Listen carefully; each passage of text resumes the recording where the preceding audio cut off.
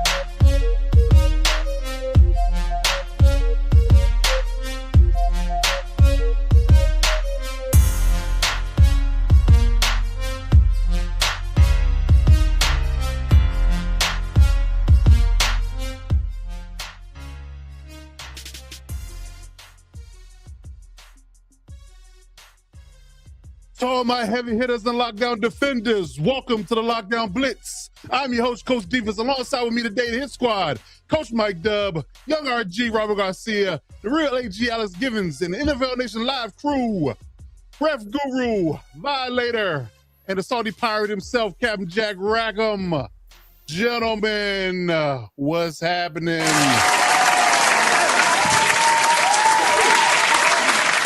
I think there's some teams on the clock. Oh, yes. Officially on the clock for sure. Starting with the Raiders at the number one pick and a number one pick of a new head coach. So we're going to get into all that, man. It's a good show today. It's a good time. We'll get into all that and more. But, let's do a quick vibe check around the room. Let's see how the brothers doing. Happy New Year to everybody out there watching. Watch this on live and watch it on replay.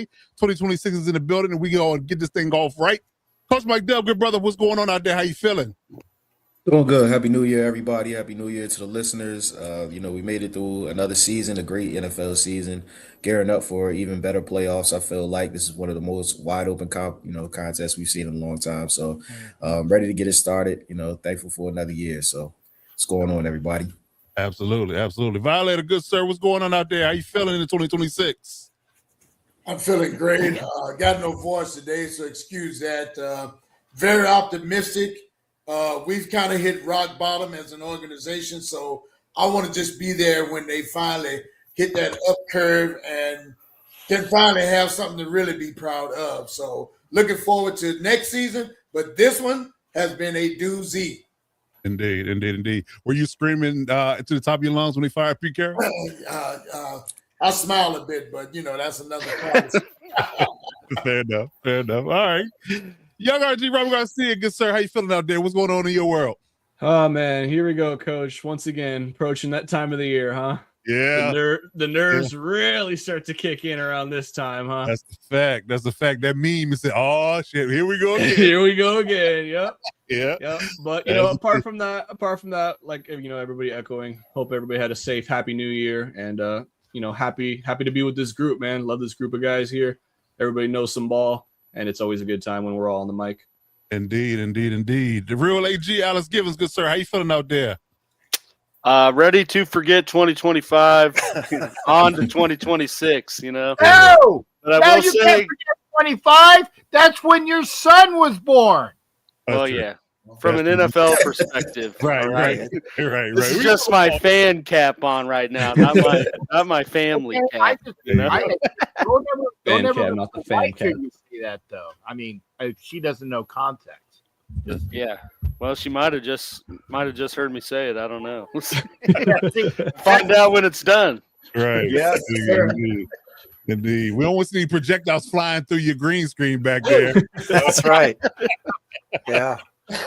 Indeed. Captain Jack Rackham, good sir. How you feeling in 2026? 3 wins on Sunday. 3 wins. Finally beat those despicable Chiefs at Allegiant, getting the number 1 pick in the draft even before we beat those despicable Chiefs. And then late last night or early yesterday morning, or actually I guess it was early Monday.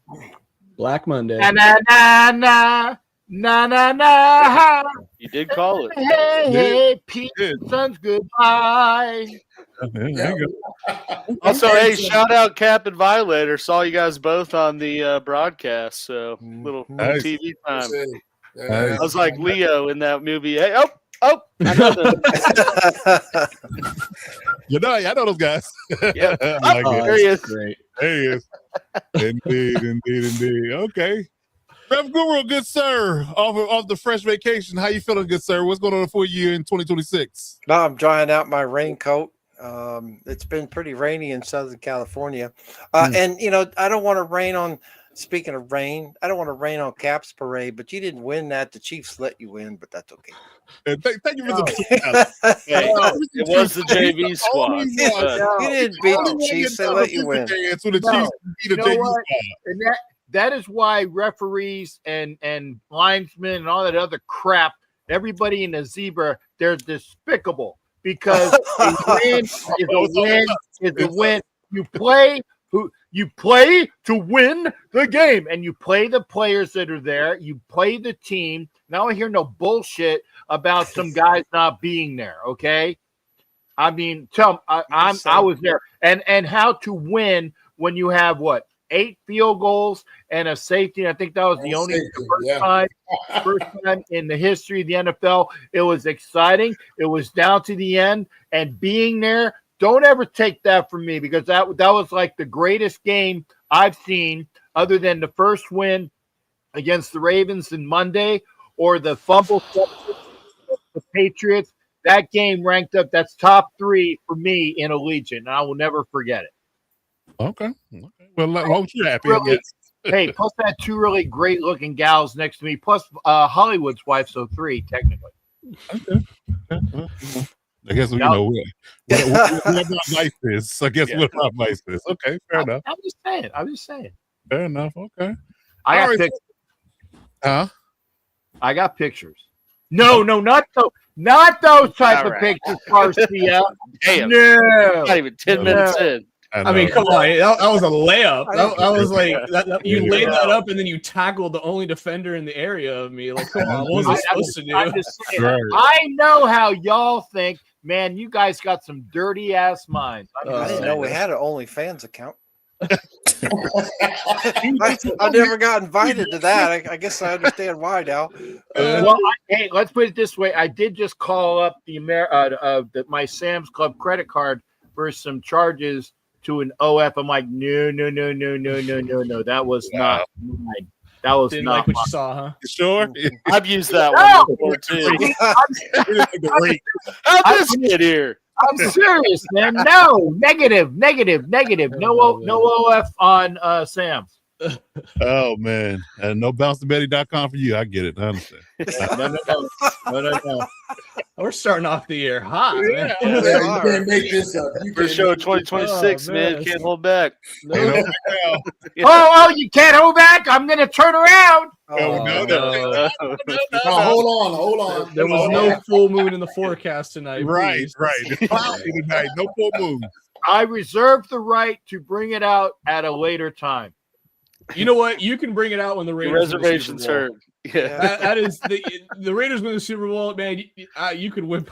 We could have a whole episode. Oh, You okay. knew I'm not it. even gonna say I'll take 3-0 RG. I'm going to veto that. On I can't allow that on this network. Well, we can hope for an eclipse. Yeah, something. I don't know. Yeah. Let's get going here. Oh man, we are in I guess put up a shut land right now. Week We're 19. in week 19, wild card weekend, super wild card weekend, as the NFL has coined it here recently. We got a lot of things to talk about in regards to that. What the playoffs are looking like.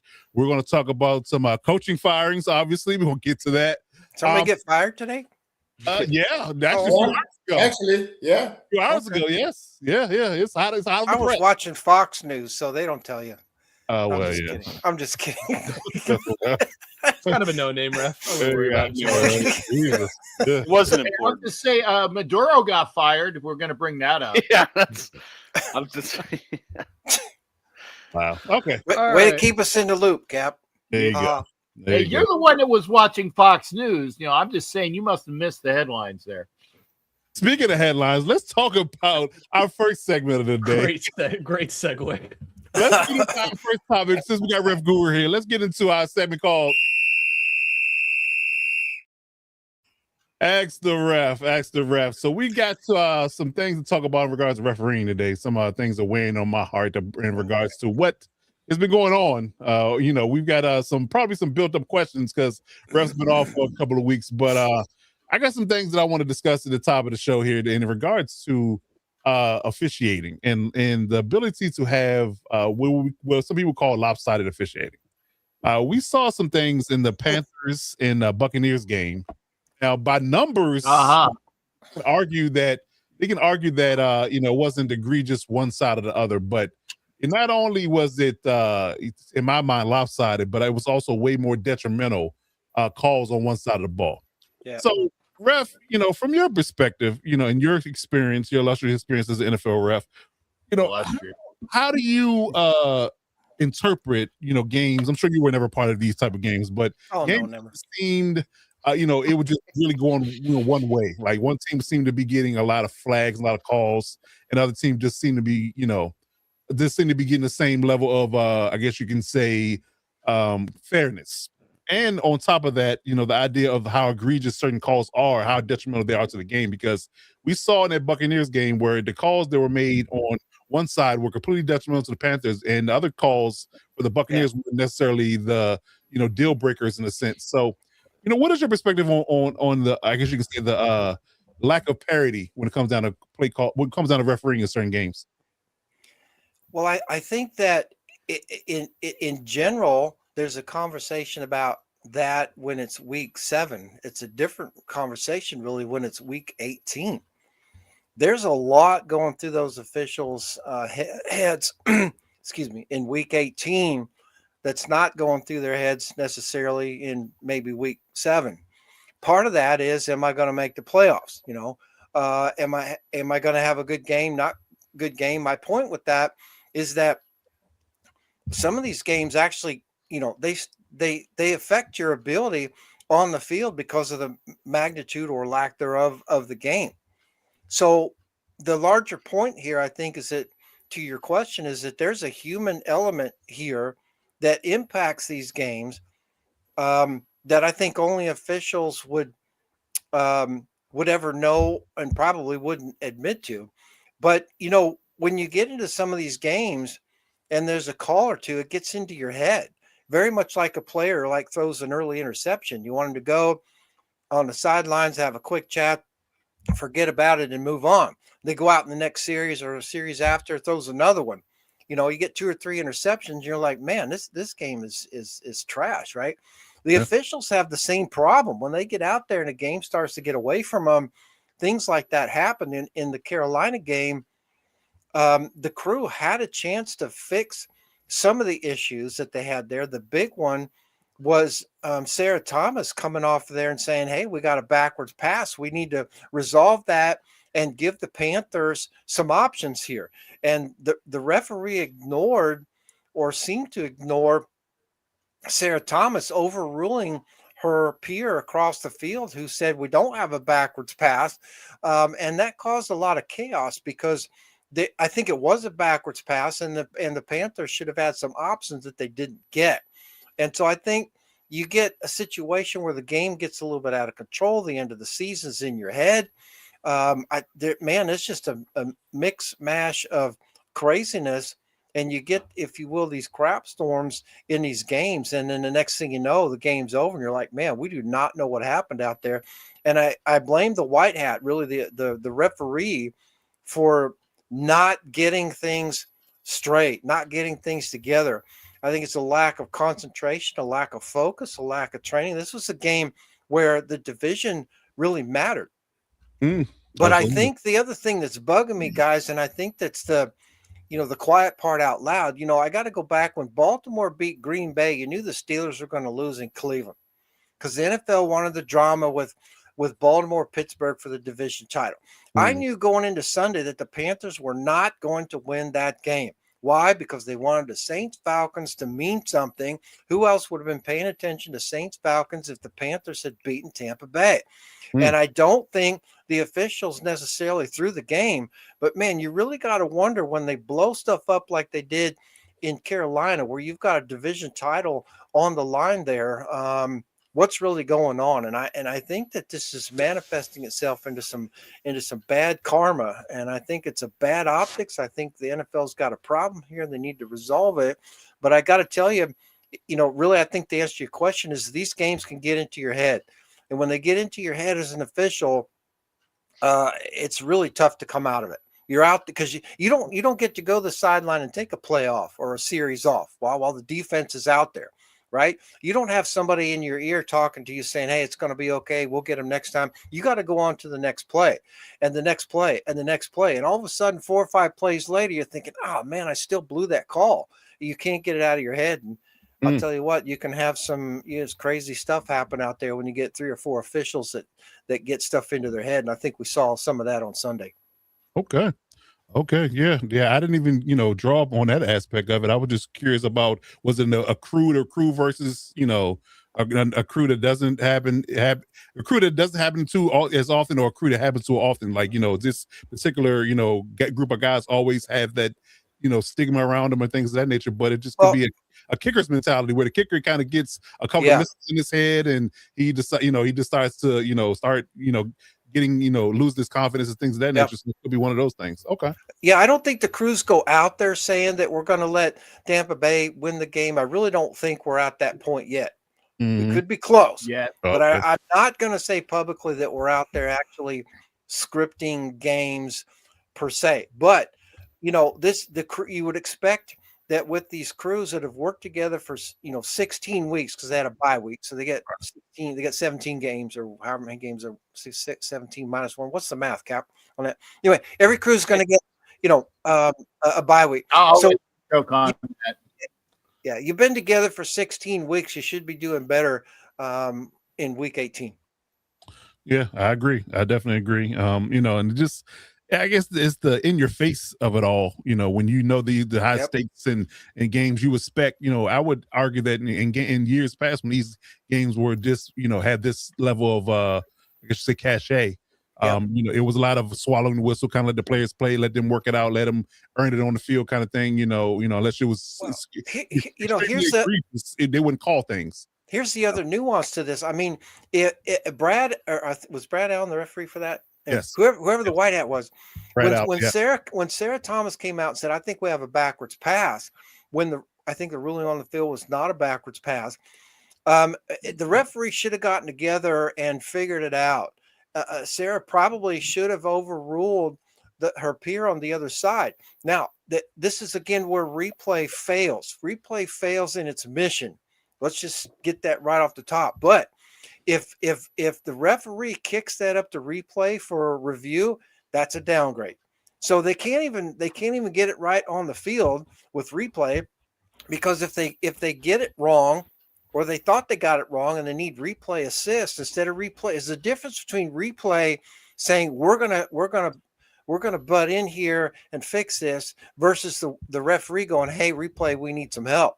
You call up from the field saying you need some help, that's gonna get you a red check mark. And so mistakes happen because they're afraid to, and they would, and there's all kinds of things there. They would rather just push it under the rug and hopefully nobody notices, blah blah blah. But the optics are bad.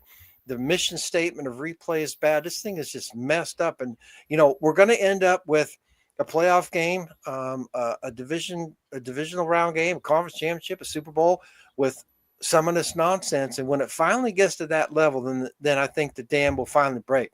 But they're going to get by with all this regular season nonsense until it really, really matters. And they're not fixing it. And eventually the Titanic's going to sink, and it'll be a bad day for officiating. Okay. We don't wish for that to happen, No, but not at all. It's inevitable at this point. You guys are seeing it now almost every week.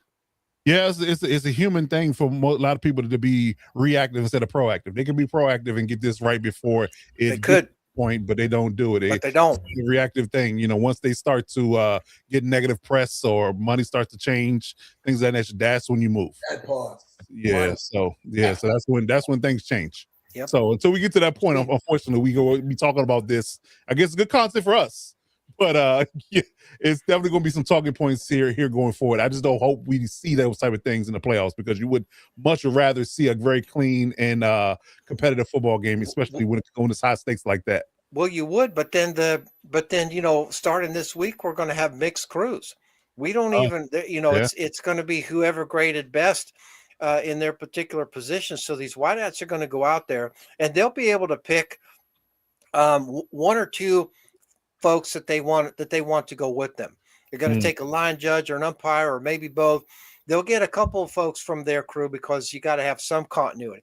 But you're going to get a line judge on the other side or a field judge, back judge somewhere in there that haven't worked together. You know, do you have hands, feet, and all this nonsense? Man, I tell you what, it one of those days. I don't know when it'll be, but one of those days. So we'll see.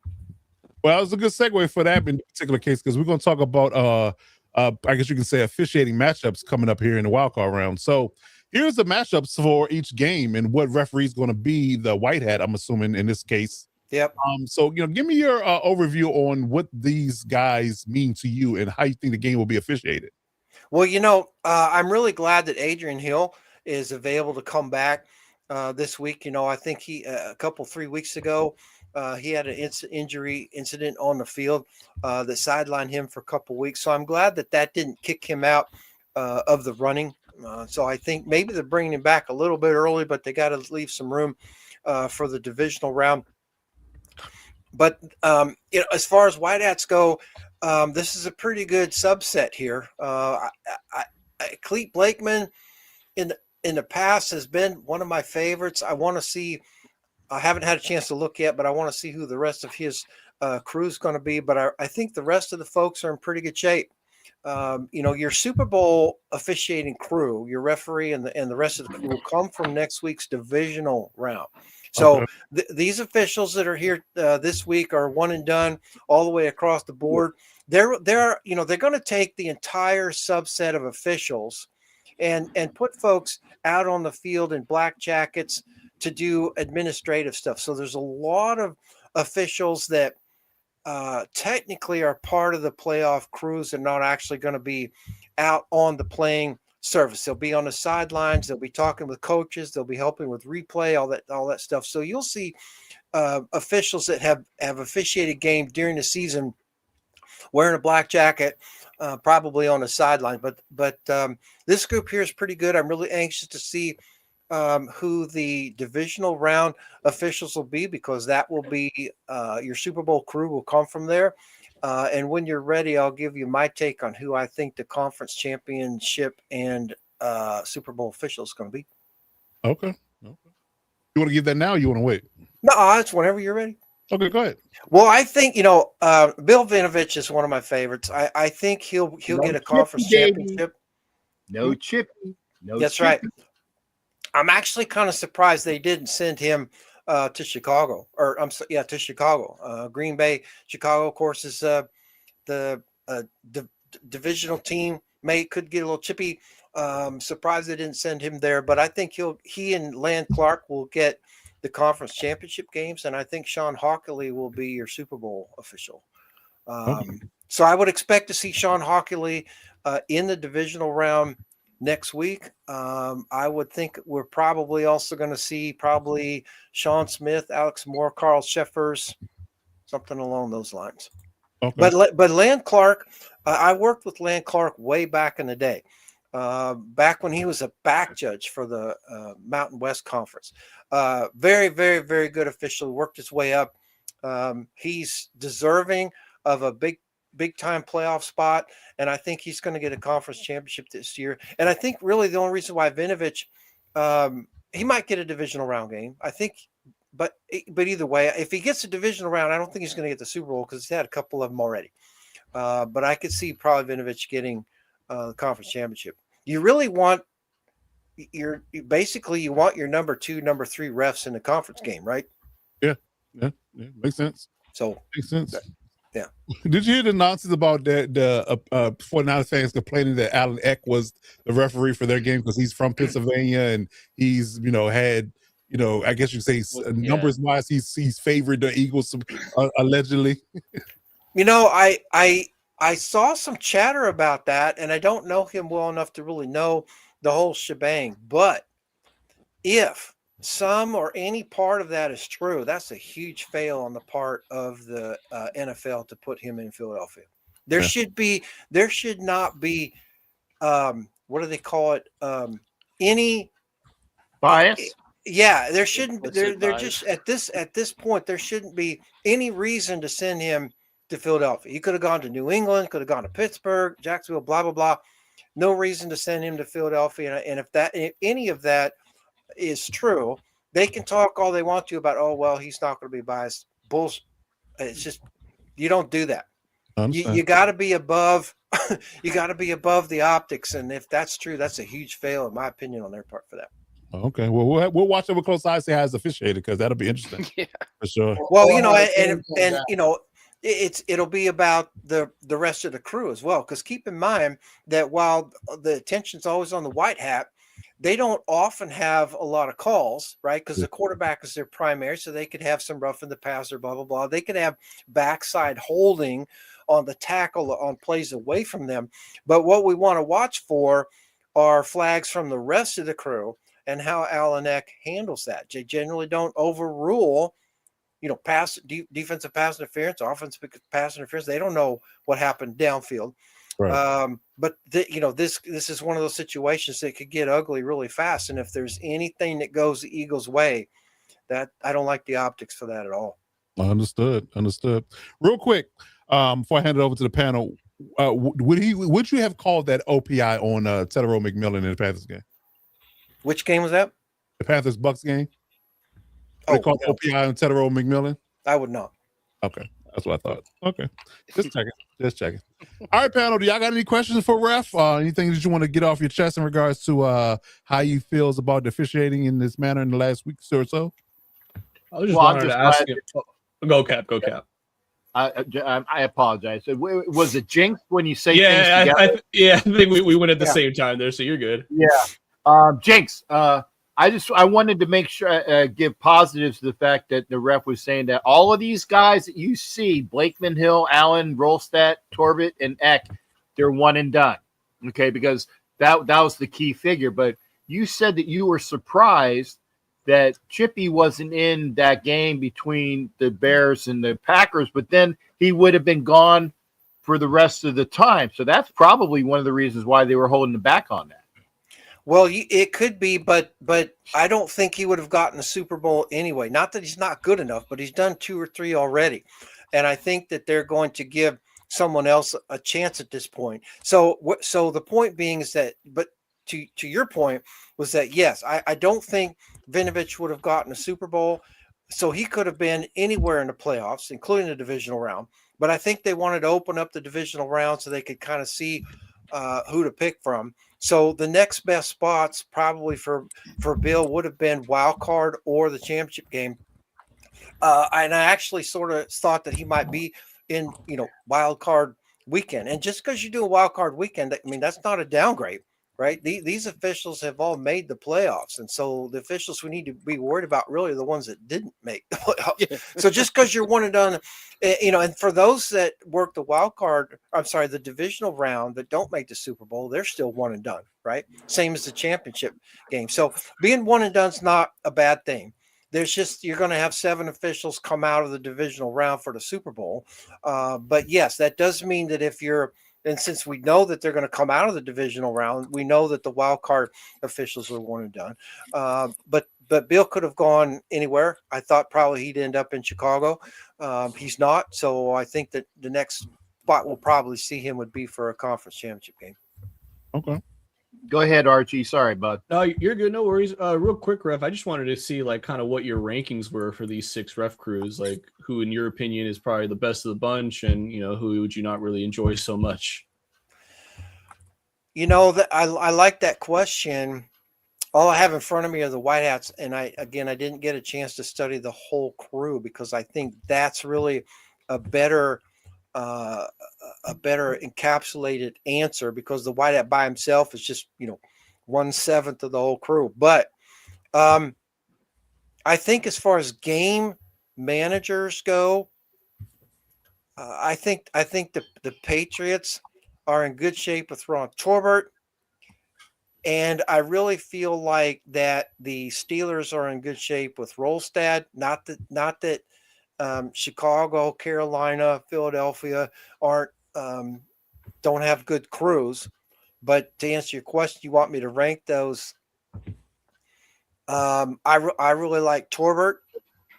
I think Rolstad's good, and I think Adrian Hill's good. Allen, Blakeman, and Eck, they're all good. I had some issues with Brad Allen this year. Kind of surprised he made the playoffs, quite frankly. But we are where we are. Cleet Blakeman is a B+. Allen Eck's a B+. Brad Allen's an A-. The other 3 are all A's. I like it. In terms of the White. So if you're a Charger fan going to New England, like I said, I want to take a look at the rest of the crew, but I feel pretty good about Ron Torbert being your referee. Okay. Love to hear it. Good stuff. Good stuff. Yeah. All right. Any more questions for ref around the room? I'm just saying, wasn't Brad Allen the guy that ref the game between the Bucks and the Panthers? Yes. I believe so, and I believe his crew earlier in the year had some sort of faux pas. Yeah. I got ref's amnesia, but I think his crew earlier in the season had some sort of weird happening, so kind of just surprised that he made the playoffs. On the other hand, when you look at the White Hats as a whole, NFL's doesn't have a lot to work with. These guys are good, right? They're NFL officials, right? But we are where we are because of who we've got, and if you took the ugly, and just remember, if you took the ugly chicken prom, you still got to dance with her. Okay. And your boy Hussey has a game to go. No, I don't think he's going to make it. I'll be really frustrated. I'll be really frustrated if he gets a divisional round. He's not going to Super Bowl. But I'm probably going to drink the rest of my in-stock alcohol if he gets a championship game. I would say you better put some hemlock and that other stuff that's the green stuff that Johnny Depp had playing Sherlock Holmes, and it's the bad shit. The one that what We're talking. It might be getting mad. Absinthe. Absinthe. Yeah, that stuff. Yeah. Hemlock and absinthe on that one there, Ref. Yes. Okay. All right. Good stuff. Good stuff. Okay. If you've got John Hussey as your referee, man, you're effed. Yeah. To say the least. To say the least. Okay. All right. They like him though, so who knows where he's going to show up. I kept it clean. I guess if Hussey doesn't show up in divisional round and he shows up in the conference championship game, then Lane Clark's probably going to be in the divisional round, which wouldn't rule him out for the Super Bowl. But I just think it's Sean Hockley's year. I thought he should have had it last year. I think it's probably between Hockley and Sean Smith, but I think Lane Clark, you're going to see him. You're going to see him on the move. I think he had playoff games last year, and they're not going to let that go for very much longer. But I think they have to get it. I think they have to get Hockley in there somewhere, and I think Super Bowl 60 is probably the best time to do it. Good stuff. Good stuff. Good stuff. All right, Ref. So, are you going to take your leave here before we get into headlines, or are you going to? I will. I'll give you my quick predictions. Okay. L.A. Rams, Chicago Bears, not because they're the better team, but because the Packers are beat up But that's going to be a good one. It is. Buffalo is going to show Jacksonville that Lawrence needs a haircut.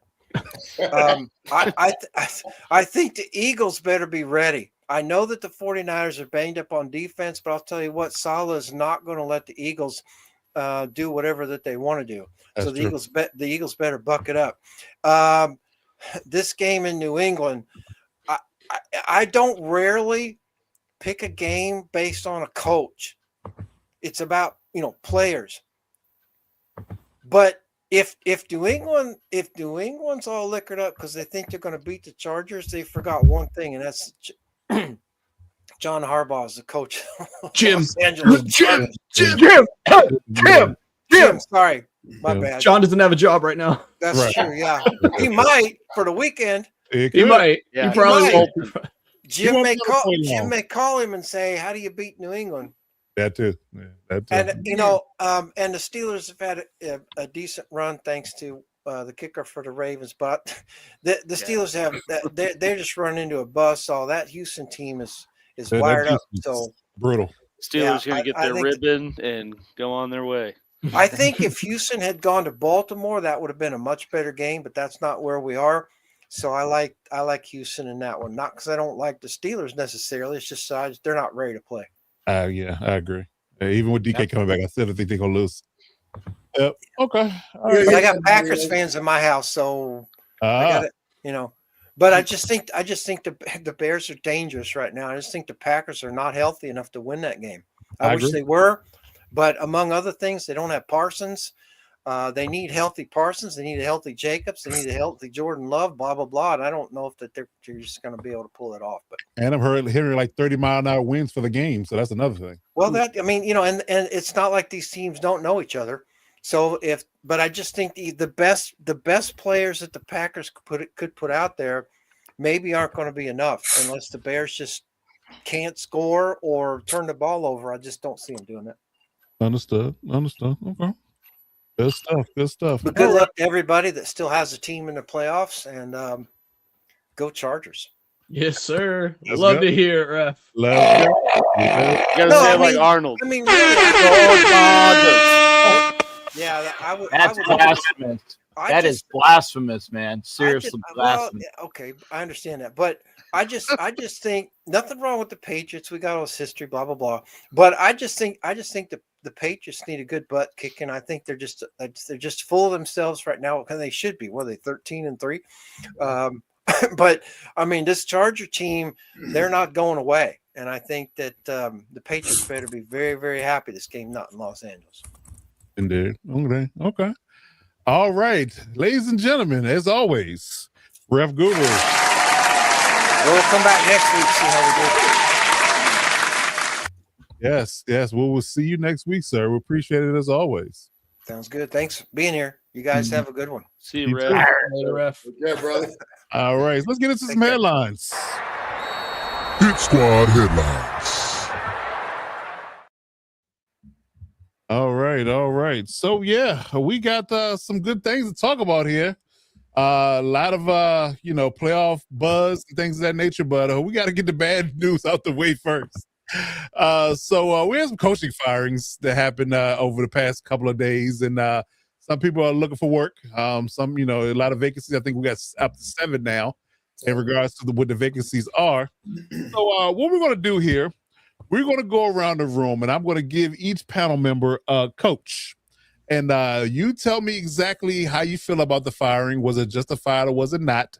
And what is your wish list for that team in regards to, who you think would be a great fit or good fit for them going forward? So starting off with Violator, let's talk about Pete Carroll.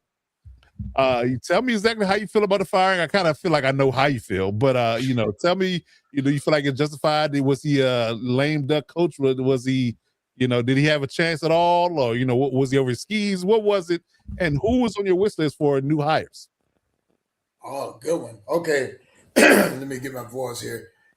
First of all, hats off to him for coming in, trying to rectify this organization. But from the beginning of preseason, I'm getting messages like there's some discord there, in the upper room. So as long as I've been watching this organization, I'm like, that ain't good. So it started to, rear its ugly head as the season went, and you see that dysfunctionality on the field, and it's not because there wasn't enough talent on the field. They just weren't performing as a unit, and that was bugging me a lot. But aside with the favoritism that came, and all kind of rumors are coming out now, it was just time for them to make a change, and it hurts that they had to do this 3 consecutive years. I think it's utterly ridiculous. But damn it, as a fan, get it right. I don't care how many times, get it right for once, so we can get some sustainability, and then maybe you can get some functionality, and shit rolls downhill. So get the shit upstairs fixed, man. That's what I'm looking for as a fan. As far as a coach, I'm hoping it's an offensive-minded coach. That way you don't have a head coach losing his OC to go get a head coaching job every couple of years. So bring in an offensive-minded coach that can call his own plays, and let's go, and let the general manager have the voice in the room, even though TB12 is whispering all the time. Okay. So Brian Daboll or Kevin Stefanski would be on your short list of guys. I would take Daboll in a heartbeat. Yes. Okay. All right. Good stuff. Good stuff. Can I interject real quick? Well, you have your own coach, so I know. Just an addendum. I like everything that Wayne said, but the thing about Daboll, I'm not sure if Daboll is going to be getting a head coaching job this cycle because of some of the what he did in New York. I think that Daboll might be a OC for somebody, which is why I wouldn't mind Brian Flores being the Raiders head coach with Daboll as his OC. That's the only interjection I had. I'm not mad at that at all either. I'm not mad at that at all. Okay. I didn't say Minner. I didn't say Minner. You both did not say pay John Harbaugh right now. Right. That's the layup. I wasn't even going there. That was the layup. Yeah. Okay. All right, Dub, you're up next. Let's talk about Raheem Morris in Atlanta. Do you feel like his firing was justified? And who's on your short list regarding who you think should fill that void in Atlanta going forward in 2026? Yeah, I felt like it was. I felt like it could have went either way. Definitely was siding on the side of trying something different. He did change my mind going down the stretch of the season. They won some pretty good games. If I were with the Falcons, I'm always one of the people that, err on the side of giving coaches, a long leash, just because I know sometimes it just may take a while to get your culture established, take a while to get everything factored in. And it really did feel like towards the end of the stretch, the guys were continuing to play for him. And that's a big thing is, do you still have people that are willing to play for you? It seemed that way in Atlanta for Raheem Morris. But unfortunately, they just had a lot of ugly losses and a lot of bad showings with a really talented roster. So the same aspect of the guys playing well down the end of the stretch, it was you kind of could make the argument that look at this roster, man, they could have beat anybody in the NFL. It just took too long to get going. So I think we mentioned it before on here. Arthur Blank probably wants to see something happen more immediately with that team. Yeah. The window for winning is so small, and when you have a guy like Robinson, who's about to enter the prime of his career. You got those young defensive stars young defensive guys that are on the rise, and there's just a lot of talent and a lot that could happen there. Clearly they didn't want to waste another year and go in the wrong direction. So I understand the firing. I could have been, I could have seen the argument made either way, but I do understand the move. As for who they're looking to go next, I think they should definitely look for a defensive-minded guy. They have the talent on offense. It seems like they can get things rolling on that end. You would think, of course, they got to get that quarterback situation figured out. But looking at that young core, that defense, we talked about a little bit off air, but the back end, the safety connection, And then, they got a nice corner in Terrell. They got those 2 edge rushers. I think they led the league, or they were definitely in the top of the league as far as getting after the quarterback. So that's a defense that could be molded, and they could definitely shape that into a team that, is obviously run-centered on the offense, get the defense going on or get that things going on the defensive side of the ball. You look at the Rams defensive coordinator. I think his name is Chris Schuler, of course, the grandson of Don Schuler. That might be a nice fit. Jeff Haley from Green Bay is another guy. So of course they have to put them through the ringer and see how they fit with their schemes and things like that. But I definitely think a defensive minded person to kind of establish their identity going forward. Listen, that NFC South is up for grabs, and to my opinion, I think that's one of the better jobs. I know we're talking about coaches, but I think that the GM probably shouldn't have been let go. We just talked about that. I agree with that. Yeah. Yeah, it's probably one of the most talented rosters in the NFL. So clearly, kudos to the GM there. I'm not sure. I guess, obviously what probably did him in was that quarterback situation. And, unfortunately, it didn't work out so far. We'll see what things happen going forward. But I think that's probably one of the more attractive jobs in the NFL. I think that could easily be one of those teams that turn things around and kind of surprise people. So to answer your question, not surprised about the move. I could see how they could go that way. Raheem is a player's coach. I think he'll just probably be a career long coordinator, and maybe one of the great coordinators. But right now maybe he'll go back to the Rams if they hire Christian. But we'll see how they go. That's what I was going to say. You think Atlanta goes back-to-back McVay, Tree, D coordinators? Maybe if it's the right fit. Yeah. You know what I mean? If it's the right fit, why not? And like I said, it's not like Raheem was a complete disaster to where, you just want to get as far away from him as possible. Of course, he is a player's coach. So I'm sure there are a lot of guys that, that are sad to see him go, but this is a win now league, and you can't have a lot of ugly losses, and especially with that roster, man. Like I said, the same way that we can give him credit for winning those games, the same way you could look and say, well, what were you doing the first few weeks with that? Right. When everybody was there. Yeah. And I think the OC came from the Rams within Raheem Morris's regime. So I think he took the quarterback coach. Was it Zach Robinson, right? Yep, he sure did. That's a great guy. Wasn't it Zach Taylor? Zach Robinson. Zach Robinson, yeah. Different Zach. Yeah, Zach Taylor, Oklahoma State legend. Yeah, Zach Taylor's a guy that still miraculously has a job in Cincinnati. That's the head. I'm shocked he's one of the guys that was not fired. He's that guy. He probably is too. Yeah, he probably is looking at his phone like, did I miss a call? You see the breaking news, like, oh, it's not me. All right. Right. So put his phone on Do Not Disturb so you don't get the call. I would imagine the Bengals owner would not tell him until after it was news, He would definitely find out from Rappaport. Yeah. Hey, did you see ESPN, Zach? No, why? Just turn it on. Turn it off. Great. Oh, man. Hilarious. All right, RG, you're up next. Let's talk about Kevin Stefanski. How you feel about Kevin Stefanski and his firing from Cleveland? And do you think that was the right move? And who's up next in your mind in Dog Pound? In Cleveland?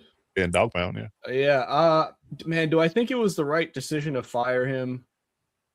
This is going to be such a kind of a bitch answer, but yes and no. Like, yes, for the reasons of don't call yourself a bitch, man. It's a cop. No, I mean, look. Like everybody wants. I can't touch that one, man. Everybody wants finality, and I'm taking the easy way out here. But I think it really is a little bit of both, because on one hand, he has given you more playoff success than your franchise has ever seen in the last 20 years, and he did have in my opinion, a franchise quarterback in Baker. Not sure how involved he was in trading him, but I'll leave that up to the GM and ownership and whatnot. And obviously what did him in was the current quarterback situation or dilemma or whatever you want to call that. Real Housewives type ish, as far as the quarterback there. Wow. But I think he's obviously, two-time head coach of the year, in a division with now only one surefire Hall of Fame coach remaining. But at the time he was, in his entire tenure, he was with two other Hall of Fame coaches in that division. So it is a little tough to kind of shine when, those bright lights that have been around forever are constantly there. So I think it was a good decision on both parties. I think for the Browns, they need to bring in somebody who's offensive minded to develop Shador, and try to get the most out of him that way you can. And eventually, if you guys are just still terrible, you can move on, draft a quarterback high, and kind of rebuild with that new head coach, that new regime, if you will. And I think for Kevin Stefanski, he needs to go somewhere. Well, I shouldn't say he needs to go somewhere, but he kind of is at the liberty of either going to a really terrible team and kind of going through the same things he did with the Browns, or, and I really think this is the better option in my opinion, you go be OC somewhere for a really good team that is looking for a change at coordinator, kind of build that resume back up a little bit. And yeah, I just think his career is certainly not done, whether he's a coordinator next year or head coach. He's still got plenty more time in this league. And man, I would love to see him in LA. I think I'd say that. Listen. Imagine him as our OC coach. Oh man, I would wheel Greg Roman out the building myself for Kevin Stefanski. I'll join you, brother. Wow. I'll join you. I will get on a plane right now and say, hey, you got to get here by the morning and get Roman out the building, and Stefanski will come in. I'm doing it. You don't got to go, but you got to get the F up out of here is what I would tell him. I don't care. We got a playoff game. We'll figure it out. Real talk. So yeah, I think Kevin, he's got a solid NFL future career ahead of him, and I think whether it's this year or next year, he will be a head coach again. I like it. Who do you think takes the job? Who do you think would be a viable candidate for this job? Hey man, Cliff, if you want to give it another shot, first of all, yeah, but Cliff, if you want to give it another shot, if you want to prove you're that guy, go fucking make Shador something special, man. And if you do that, and you make the Browns a playoff contender, that's a quick path to coach of the year and who knows what else. Yeah. I don't know.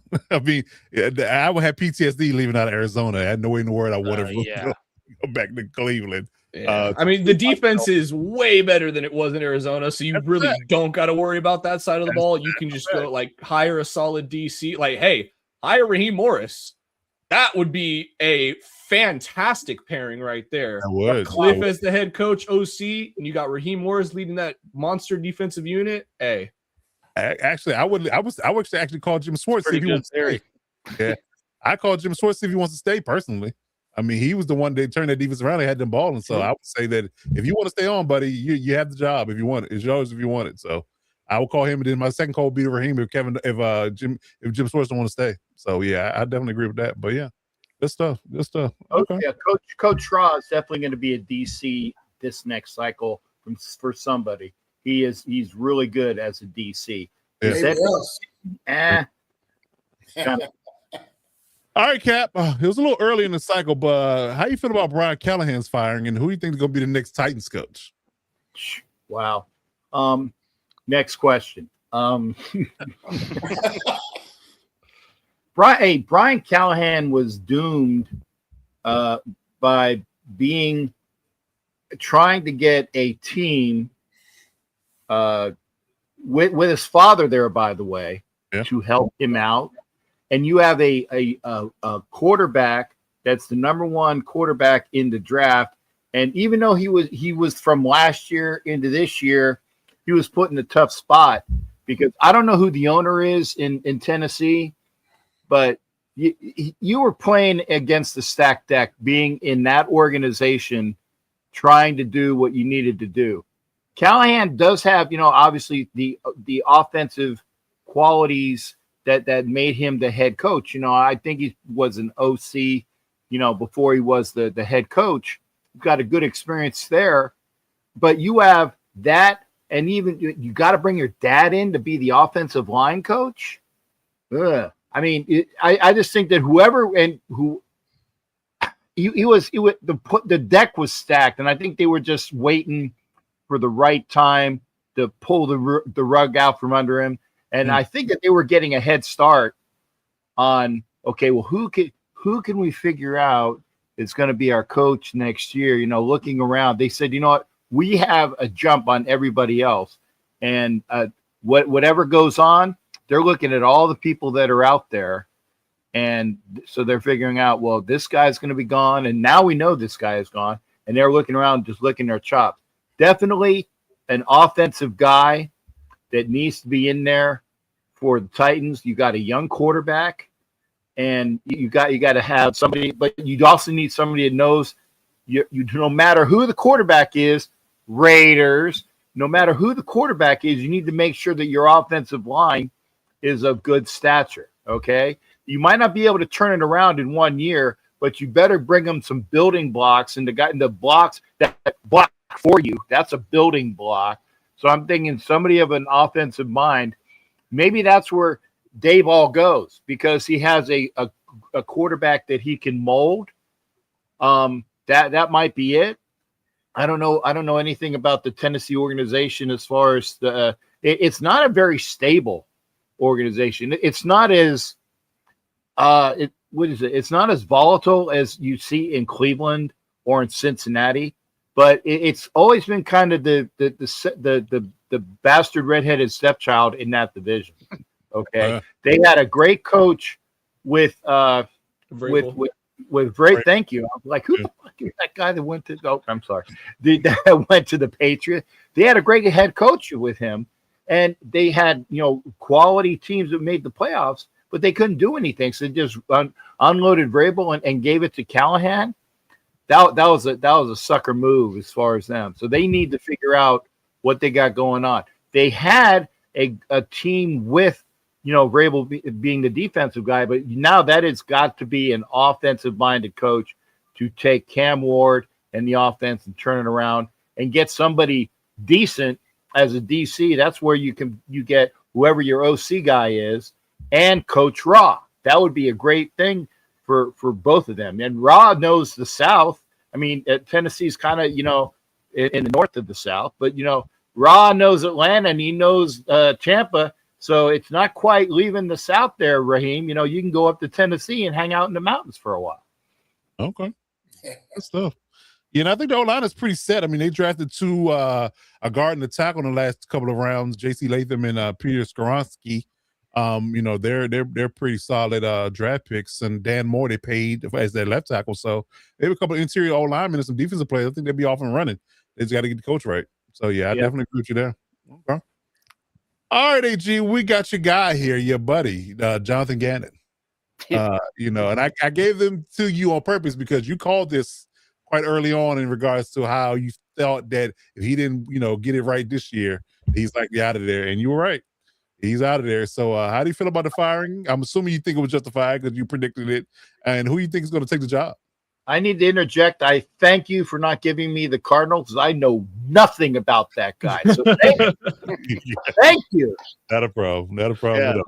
It's he was the Michael Scott of NFL coaches. That's what just the way he acts, just so quirky and it was like I said, the season was doomed from the start, and just the way it progressed, like the writing was on the wall. He was going to be out. He was there for 3 years. Defensive-minded guy coming from Philly. Defense never really seemed to improve. On top of their offensive blunders, and then, they make the move from Murray and kind of have a little glimmer of hope, but still weren't winning games. So, I mean, it was time for a clean slate across the board. I think they're going to have a clean slate with their quarterback too, and just, kind of start over. I think it was justified. Obviously, like you said, we're often early, never wrong. So I did call his firing, and it came to fruition. But really, I think who they should target depends a lot on what they're going to do with their quarterback. Because where are they picking? Right, they're pretty. I mean, they got to be top 5, right? They're 5 or 6, right? Yeah, 5 or 6. Yeah. So I mean, they could be in the running for a total reset at a QB at the top of the draft, and get an offensive guy that they wants to work with whoever they're getting. Or they're picking 3, actually. Okay, yeah, I was gonna say they should be up there. They weren't very good. The Jets aren't picking 3. I thought the Jets were picking 3. The Jets are picking 2. Wait, where are the Giants? The Giants won the game. They won their game on week 18. God, that's right. They do that every year. They fell all over the fifth. So I give you the. They're like undefeated and winning games that really And screw their draft position. At least they don't need a quarterback, but yeah, I was just about to say wow. they probably need to pick the least. So Yeah, that's fair. So you got Raiders, Jets, Cardinals, Titans, Giants. Then the Browns, Commanders, Saints, Chiefs, and Bengals. That's the top 10. Yeah, I love that, dude. Make an offer, Arizona. Make an offer. I was just about to say I was going to save it for a hot take, but damn it, Cabby beat me to it. Raiders should absolutely be looking into trading that pick, 100%. That's because they're kind of at like a fork where they could get a coach that wants to work with Kyler and try it. I mean, because they got a lot of money tied up to him, so at least try that one more year. And if not, then hopefully you're in the same type of draft position to get whatever guy your coach wants. Or they could get someone like Brian Flores, or someone who has experience head coaching before that can build a solid staff, to develop the players and develop it. Because I mean, they have good pieces. They pick pretty high all the damn time. Right. So they got an all-world tight end. They got a good receiver. I mean, need to figure out their running game and the quarterback. But I could see it being someone like a Flores or like a former. I'd maybe even a Harbaugh if they make a run at him. I don't know, but someone like that or Kubiak if they're going quarterback in the draft, and that's who I would get to build, develop your QB. Okay, good stuff. Okay, all righty. So I'll take John Harbaugh since it's hot off the press. It's interesting about this situation because I was fishing to see, what would I didn't think it was going to come out this fast, but apparently it did. In regards to what the reasoning was behind it. I mean, he spent 18 years there, won a Super Bowl, perennial playoff team, developed Lamar Jackson to a 2-time MVP, all this good jazz. Him moving on from Greg Roman to Todd Monken seemed like the slam dunk. Lamar instantly won an MVP when Monken came in, but that relationship quickly soured. And come to find out that it looks as if Harbaugh decided to die on the hill that he didn't want to fire Monken.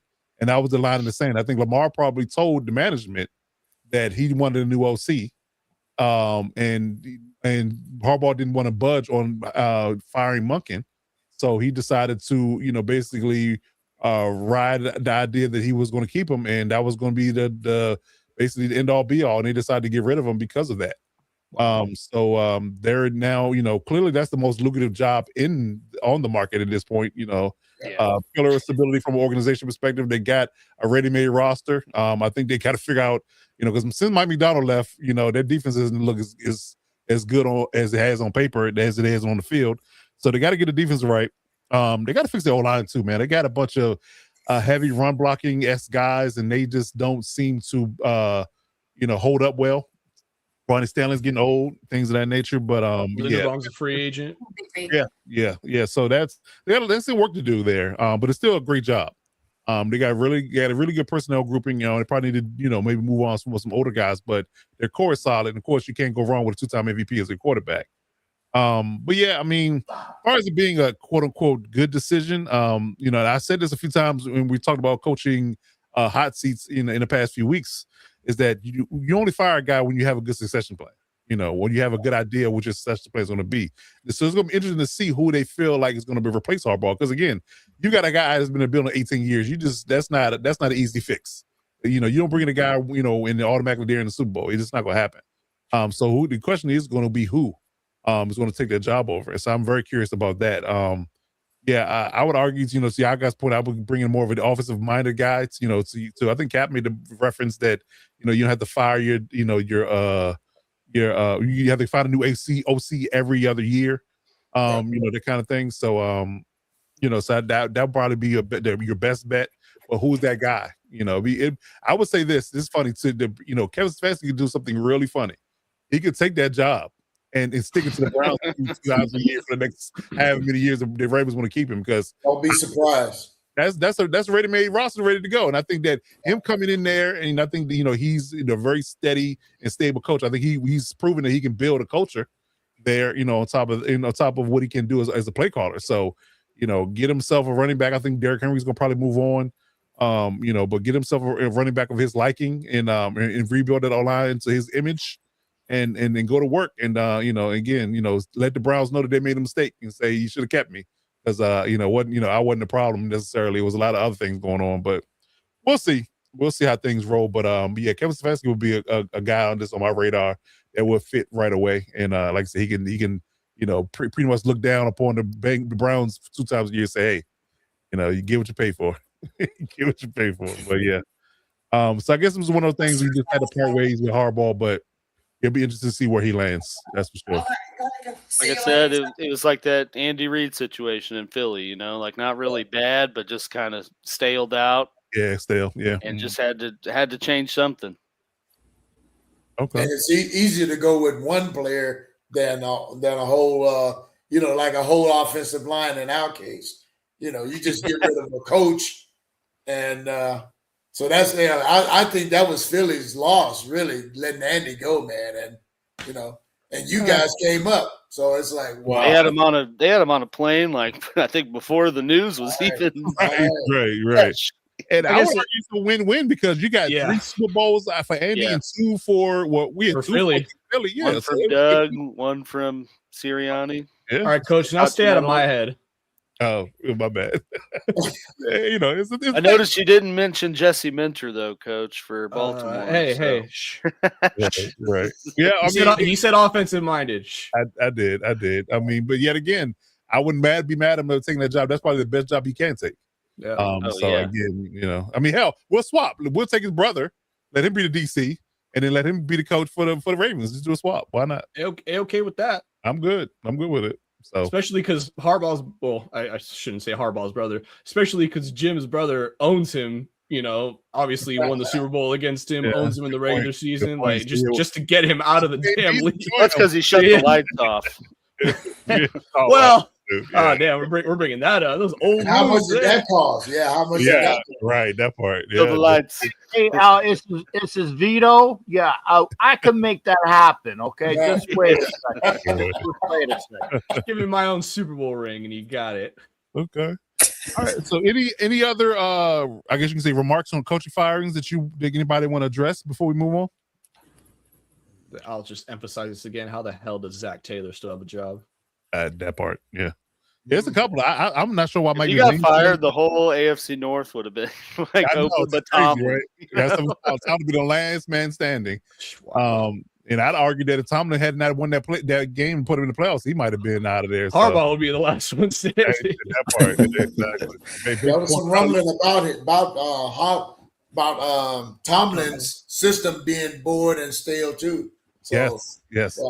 Much as I love Mike T, I think he's getting a little long in the tooth, and he's not remaining current. Let me put it that way. If you look at it, the whole league is pretty much transitioning to that younger, more vibrant. That's good optics for the league itself. So you see that whole transition happening. All them gray beards, move on. Yeah.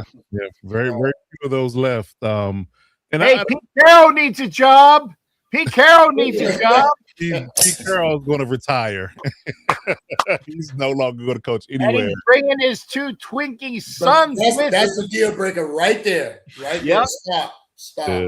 He's going to go coach at North Carolina when Belichick gets fired. That's hilarious. That's hilarious. Yeah. When it comes to Mike T, I just think that we see his offense sputter.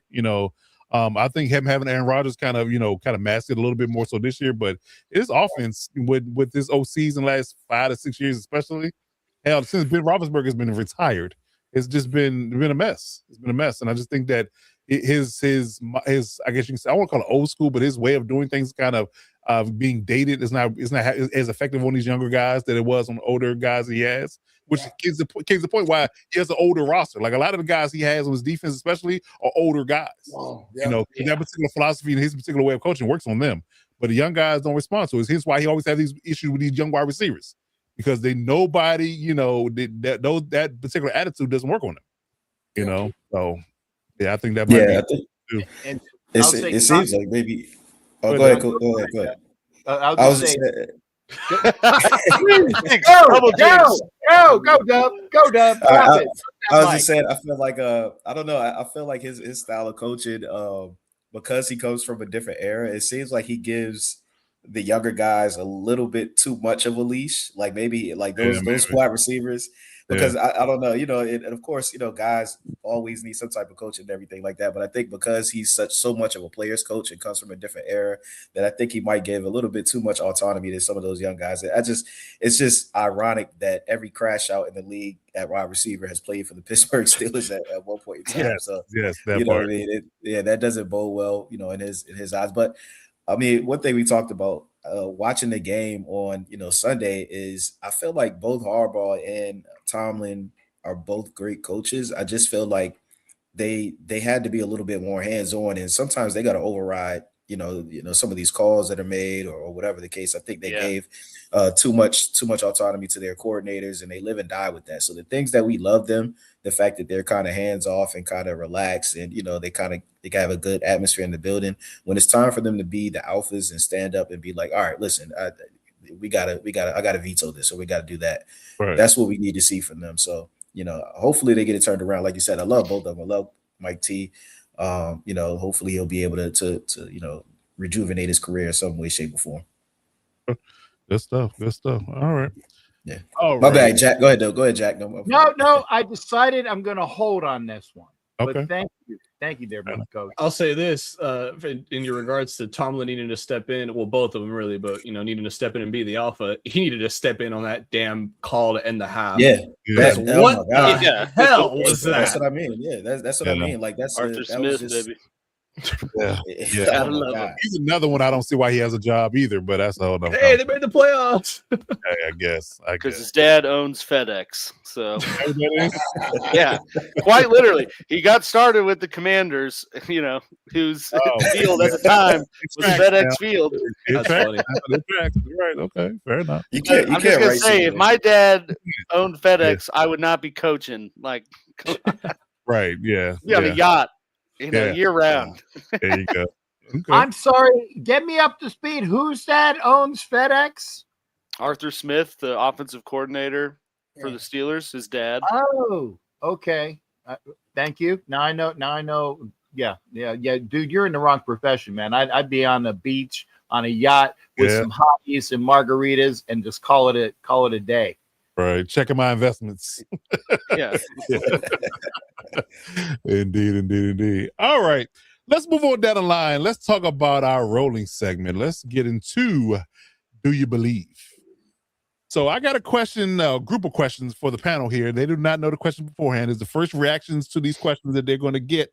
And so it's going to be, off the cuff reactions, no research, no, just straight, first fan opinion. So I got some good ones for you this week, guys. So we're going to get into a good question here for Alex starting off. We saw the Chiefs play their last game on Sunday, and we might have seen the last of a certain person. So do you believe that Travis Kelce has played his last game in the NFL?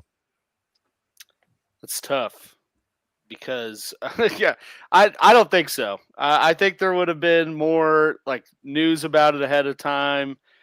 Would have made a bigger deal about it, played him more, they got him to his 13,000 yards, and then we're like, all right, you're good. So I just don't think. I think he tries to come back for one more year. Okay. Yeah, I don't see the need. I mean, especially with the idea of Mahomes maybe not starting the season, right off, depending on how his knee heals.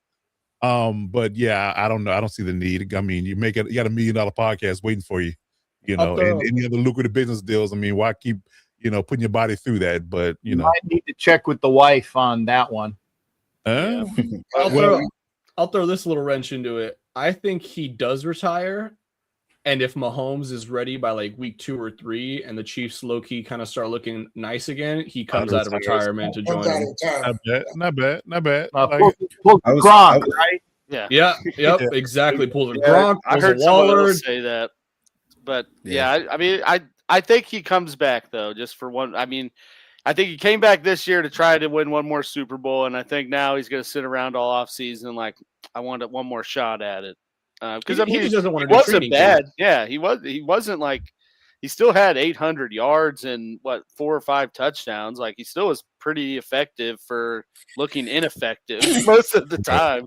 So Okay. Yeah, I was going to ask, do you think he wants to play with another quarterback outside of Mahomes? Like, does he? Hell no. No, You know what I mean? Like, yeah. So I can see RG's point.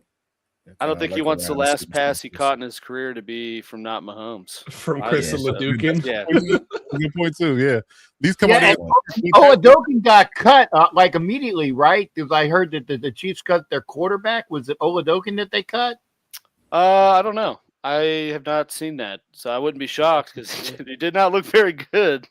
Poor guy. And either was him or Buechele, Shea Buechele, who they signed off of. I think the Bills practice squad, so they might have. Well, I didn't. I just saw the headline, but I tell you what, Tyree Wilson owes Chris Oladokin some money Yes, he because does. Tyree Wilson looked like a Hall of Famer against Yes, him. he did. One Looked play. like a Looked like Hall a of first Famer. round pick. that part. Yeah. That part. Okay. Yeah, it only took him what 4 or 5 years to, Yeah. to freaking. It took that and playing against a developmental right tackle who hadn't played football. Hey, it's more than Jerry Tillery did, and he's another first-round pick. Yeah, he's also yeah. yeah. Is he still in the league? Jared? Yeah, he's on the Chiefs actually. Yeah, he was. He was starting for the Chiefs. So. Was. Keyword Yeah. is was. Yeah, I hope to God it was. He's going to sign with Denver in the offseason to Yeah. complete the I was AFC gonna West. say he's making his way around the AFC West like Yep. a AFC West whore. You know, as I'm just saying. Yeah, for those that were on the panel a few years ago, do you remember when a certain person tried to convince me that Jerry Tillery was actually good, that the Chargers weren't using him right? Yeah, I remember that conversation. Wow. Yes. Really? I do. Yeah, I know RG and Cap and AG know. Yeah, I find that hilarious. I don't know talent though. I'm just a. I tell you what, the best hit that Jerry Tillery has in his career was when he got friggin' what's his nose, penalized. the quarterback, Herbert. the quarter. Yes, he was looking for that for a couple years and whacked him on the sidelines. And yeah, that's his greatest moment in his career was finally getting to Herbert without because the jersey was off. Yeah, that's a good one. Okay. All right, Cap, you're up next. Let's talk Raiders. So do you believe, with all the regime change going on in Vegas, do you believe that Geno Smith will be with the Raiders in 2026? That who? Geno Smith. Oh, man. I didn't mean Wait. I can't hold it. I couldn't hold that, man. Oh my God! This is not induced. This is real friggin' belly laughter, man. Yeah. Are you effing kidding me?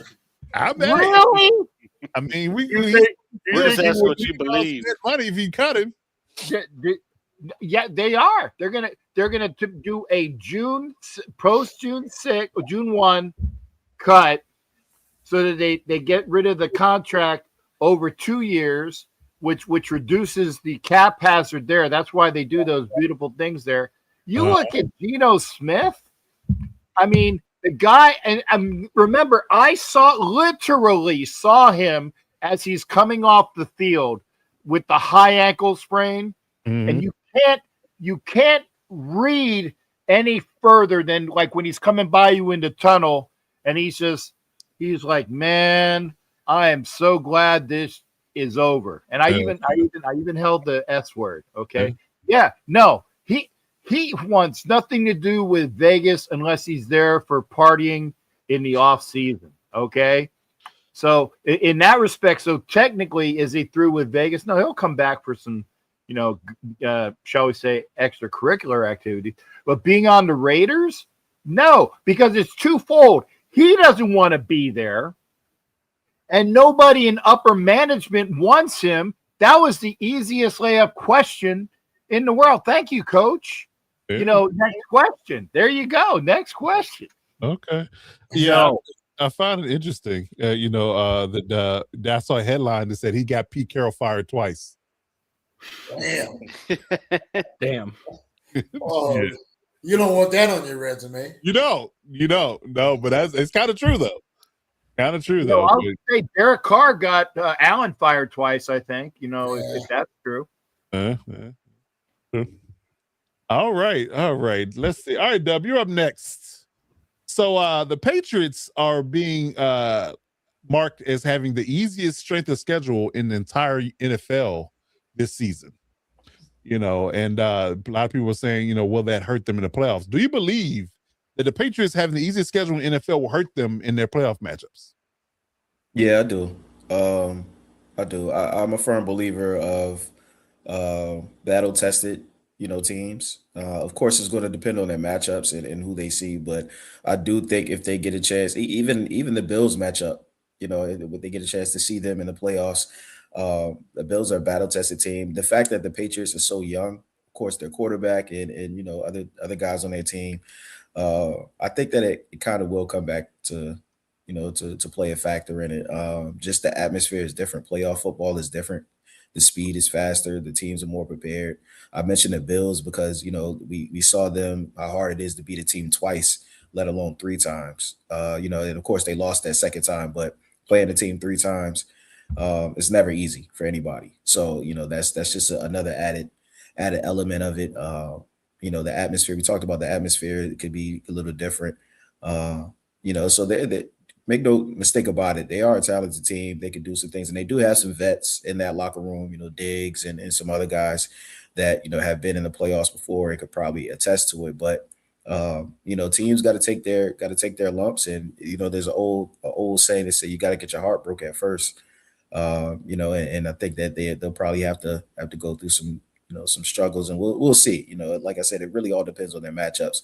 But to answer the question, I do think it matters who you play throughout the season, because there's so many different X factors that come along during the regular season that they may not have had to face, that they will face in the playoffs. It's a whole different beast, a whole different element.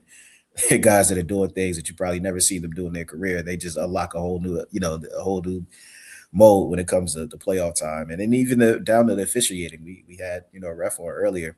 There may be some officiating differences that just all these things play into a factor. And I think teams have to be battle tested when they go there. So maybe they'll prove me wrong, but I think it will matter for them. They're not the only team. There's a few other teams. The Broncos are another one, and a few other teams that are in that same boat as well. But as far as the Patriots, I think that it will play a factor into it. Okay.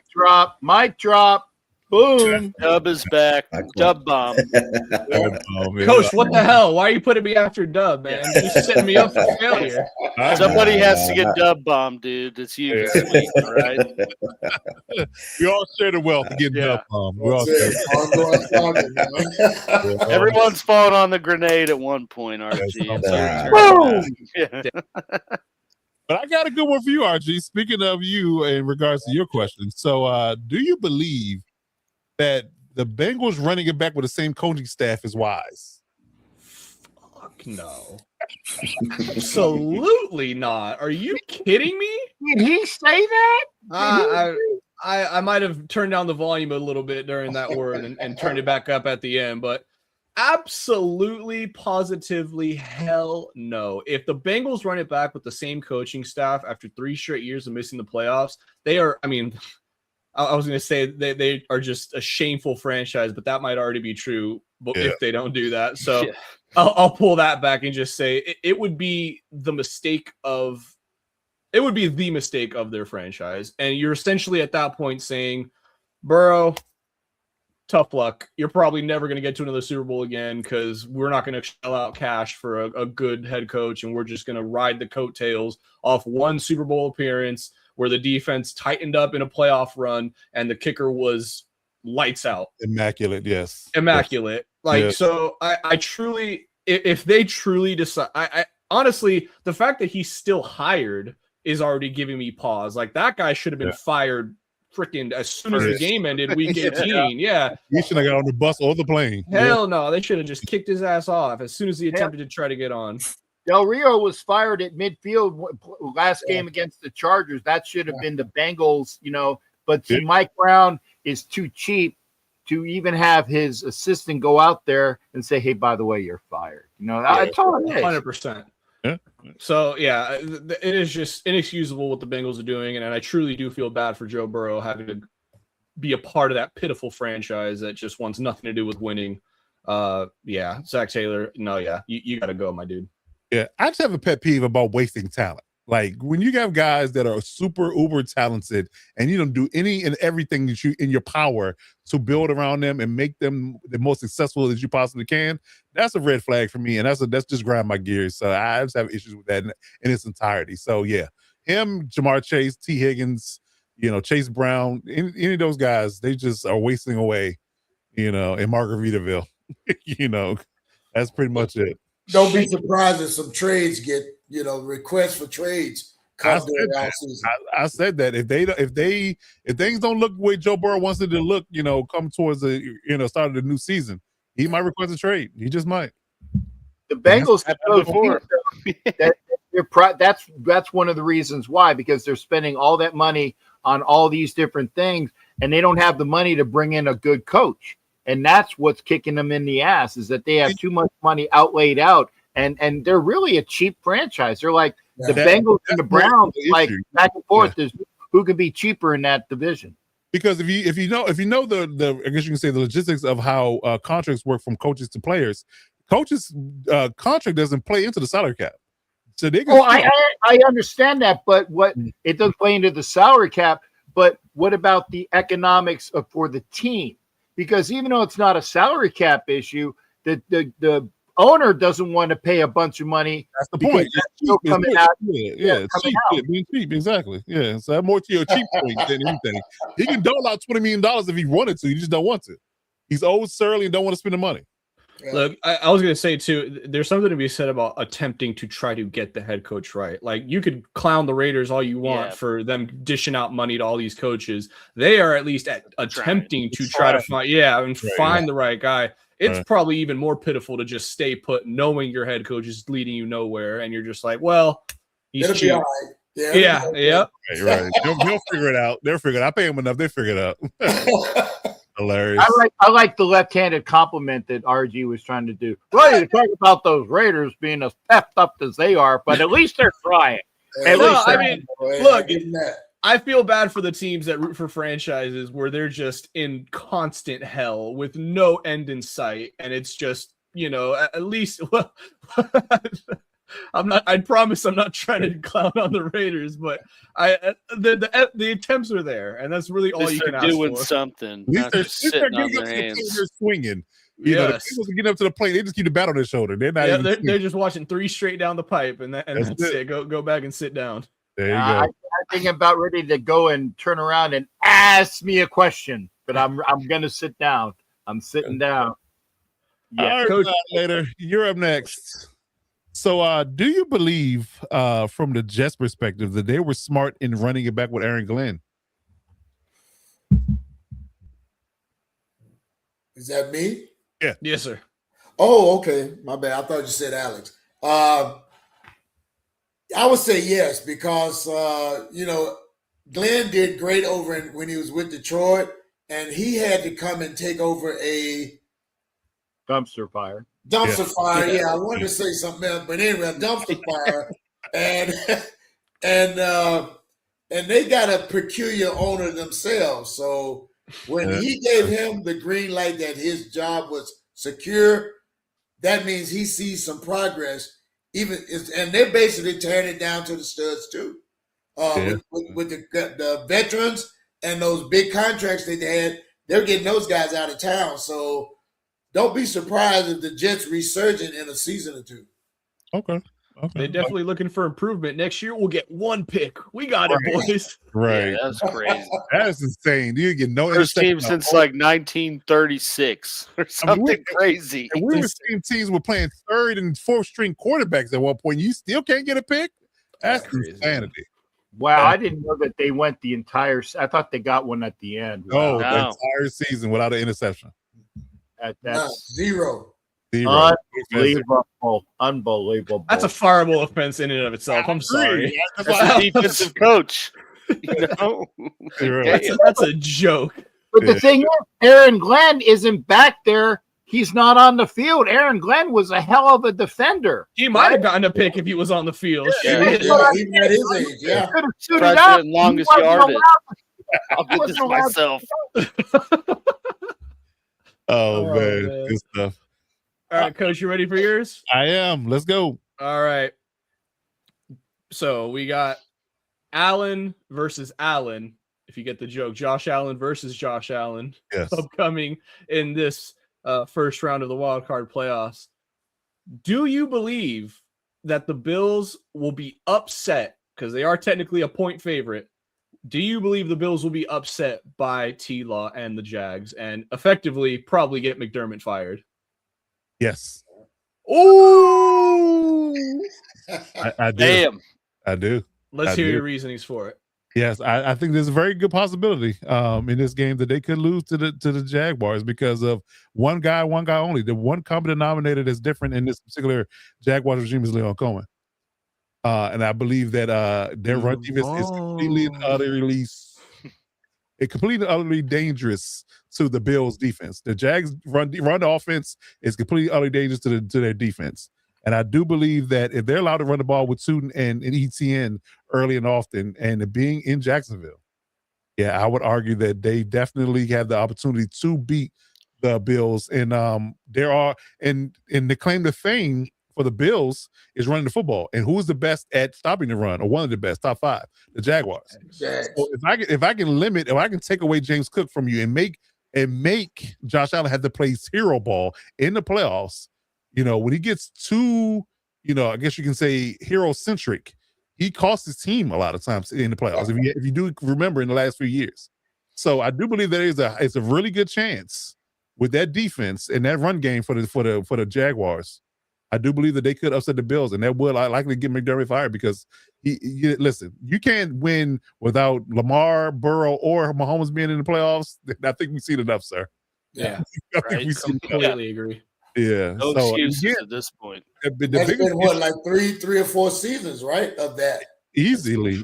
What, 5 seasons. Yeah. Yeah, 5 maybe. Yeah. Since like COVID, we were having this conversation. Oh, Correct. is this Don't win the their year? division. Yeah. And then he give up division to the Patriots, so that's another conversation. Yeah, So, you let the Pats rebuild before you made it. You made it to a Super Bowl. Right? Let me compound the question with this one, though. Do you think the front office of the Bills is like hoping they lose so they can get Harbaugh? And now, they could be Hey, Like, wait, who's available? they weren't thinking it yesterday, but they're probably thinking it now. If we lose come the weekend, then we could be calling John Harbaugh for an interview. what a move that would be. And hell, I mean, you interview him now because he's a free agent, so you could be back alley interviewing him now. Well, I don't know if you can interview him now with McDermott still there. That would be. He'll find a that would way. be the That's for ultimate damn middle sure. finger to you. Stranger things have happened. We're taking separate cars, stagger when we go in. Right. Come on over to the Anchor Bar. We're going to treat you to the best barbecue hot wings, the first ones there. Hey, we might, we'll throw some beers on the table. We'll talk some stuff, but it's not an interview. Not an interview. We're treating you to some wings. Technically not, yes. But yes, to answer your question, I think their Bills are proud to be on upset alert because I think that their claim to fame and their biggest thing with no one more receivers running the football. And James Cook, I think he led the league in rushing this year, if I'm not mistaken. So I would argue that with that run defense with the Jags, holding that down, making you play left-handed because you don't have a run game, no number one receiver, and let's not act like there was secondary slouches either. With that trade they made, Sneaky's trade that they made for corner when Travis Hunter went down. Yeah, so we got Newsome over there. So you take away your best weapons on offense from a passing perspective, it could be upset time.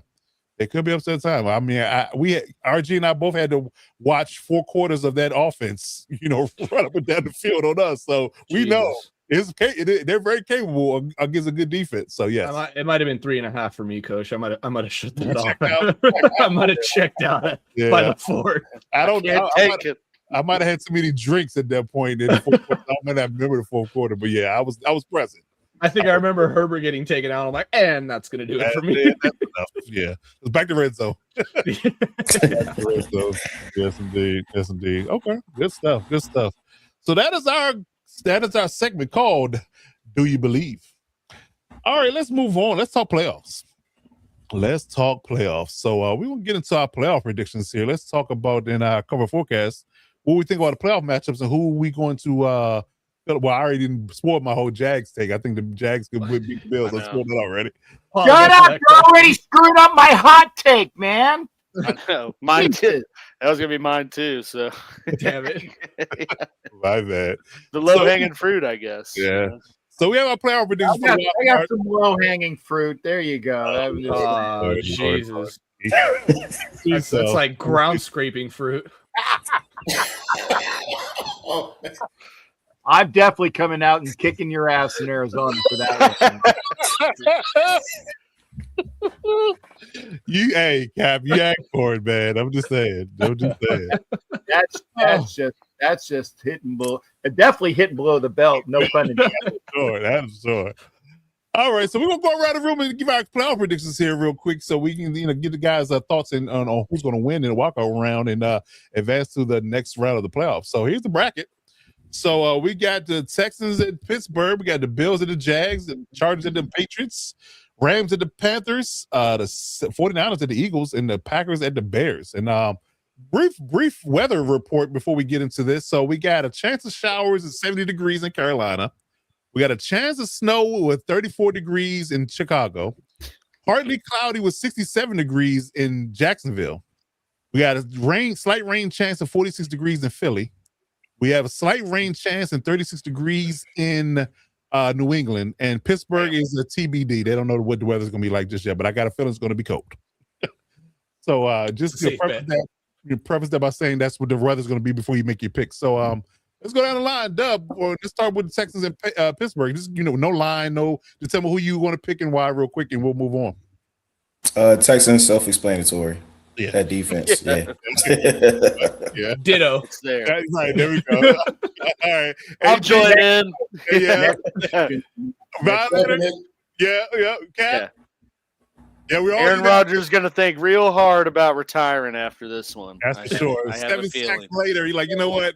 You know that meme a few years ago we had that. I'm running out of Oswaska or whatever. You're right. Yeah, that's him. What are the only chances I can put on my hat? Because most of my hat peoples are off. How about them Texans?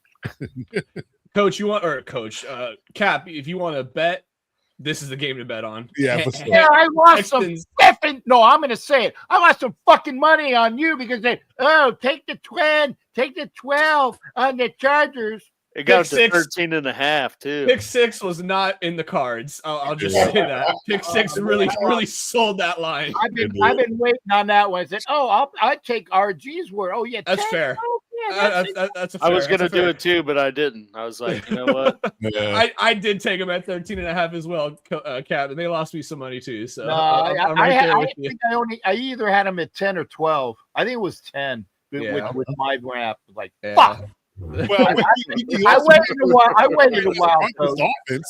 I waited a while. Didn't help anything. That's another.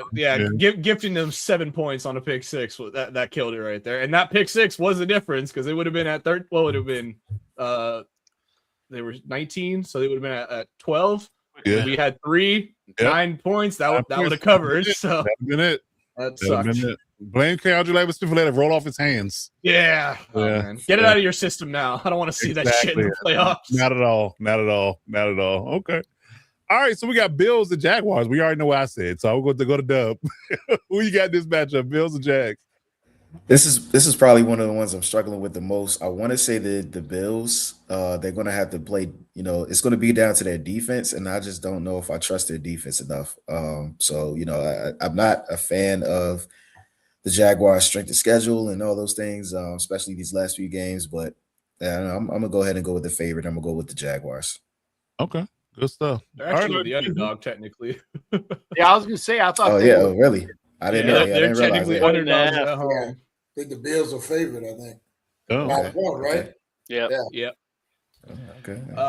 To echo Mike Dub, this is probably the toughest game to pick from here out of this slate. Yeah, I'm gonna go with the Jags because just like you mentioned, Coach, worst run defense in the league going up against one of the best rushing attacks in the league. I mean, the only way I can see the Jags losing this is if Liam Cohen decides to just abandon everything that worked all season and be like, T-Law is going to lead us to victory. Right. And then T-Law throws, T-Law plays bad. Yeah, he starts putting the T back in INT. Yeah, it's going to be – so that's the only way, but I see no reason why he would. This should be just, like you said, ETN Tootin game all the way. I like it. Okay. All right, AG, who you got? Jags or Bills? I agree. I think this is the toughest game. Maybe this are the Bears-Packers one. And I think it could go either way. And there's a lot of components of, like, which Trevor Lawrence shows up, which Josh Allen shows up. But I'm going to go with the Jags and join the majority here. Okay. Which Josh Allen? Well, it's Josh Hines Allen, actually. Right, Hines Allen now. But he has pick six Josh Allen before, so. Yes, he has. Okay, all right, Violet, who you got, Bills or Jags? I'm taking the Jags in this one, even though they're so closely predicted.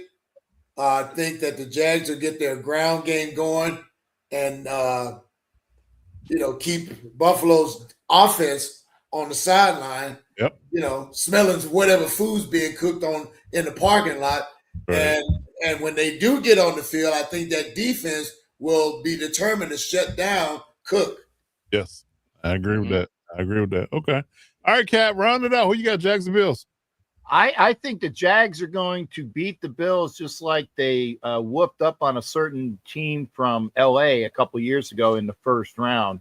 Oh, I'm sorry. That was easy, but I had to say it. But no, I think whooped us, but they whooped us. They whooped us early this year, but not the playoffs. I don't know. I don't think you can throw 4 picks in a playoff game and say you whooped the other team. I think we could definitely got whooped in the coaching department. I will 1,000% concede that.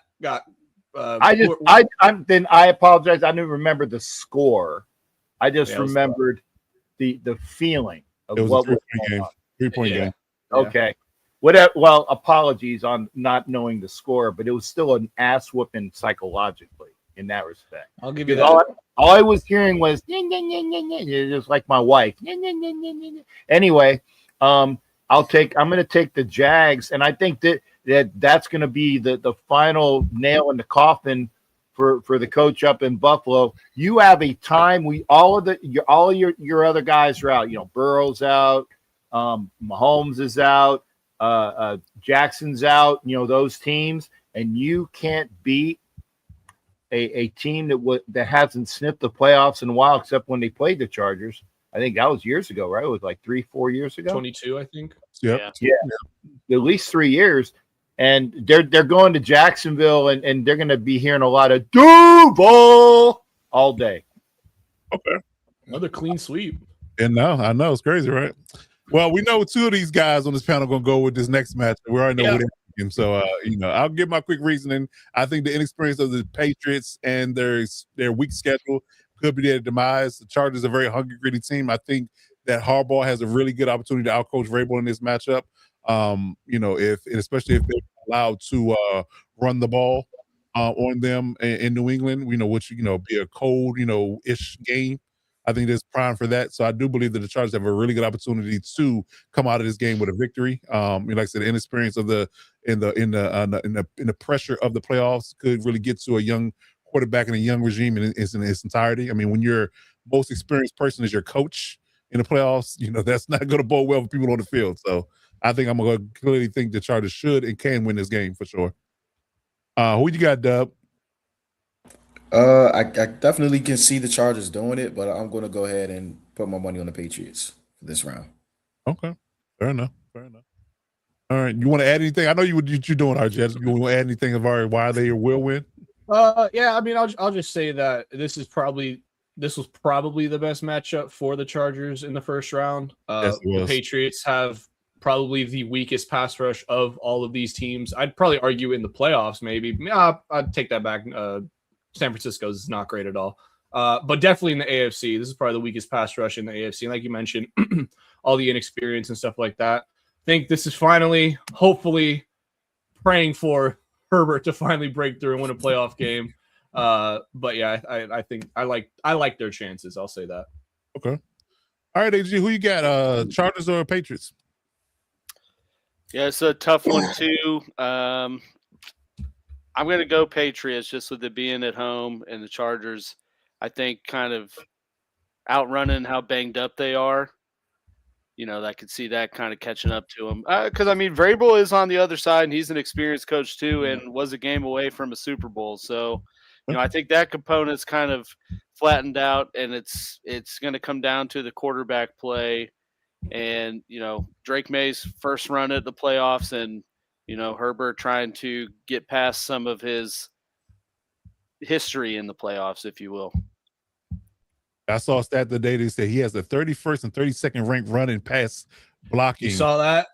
In the entire league this year. Who has? Herbert. The Chargers. Yeah. The run blocking is 32nd. I think the pass blocking is 31st. So it might be out of flop, but one way or the other is bad on both sides. Actually, that's kind of high. I would have figured that there would have been like 60 and 61. Well, if we had enough teams, I'm sure they probably would be. They probably would be. That was the slam. That you guys have been hurting on that all year. Yeah. And we're still hurting on that. Yeah, sure. All right, Violet, who you got? Chargers or Patriots?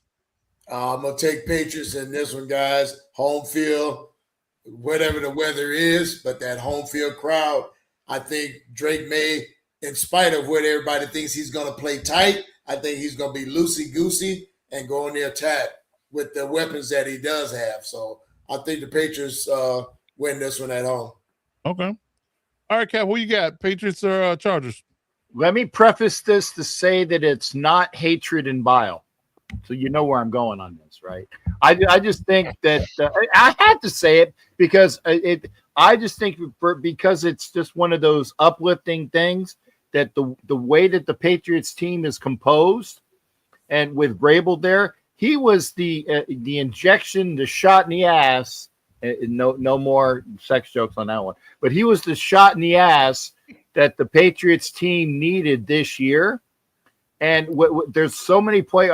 God knows there's at least 3 Raider players that are just saying, wow, we got a playoff game. We're playing for the Patriots. It's that whole locker room. And I know somebody very well in the Patriots organization, and it's a whole thing this year.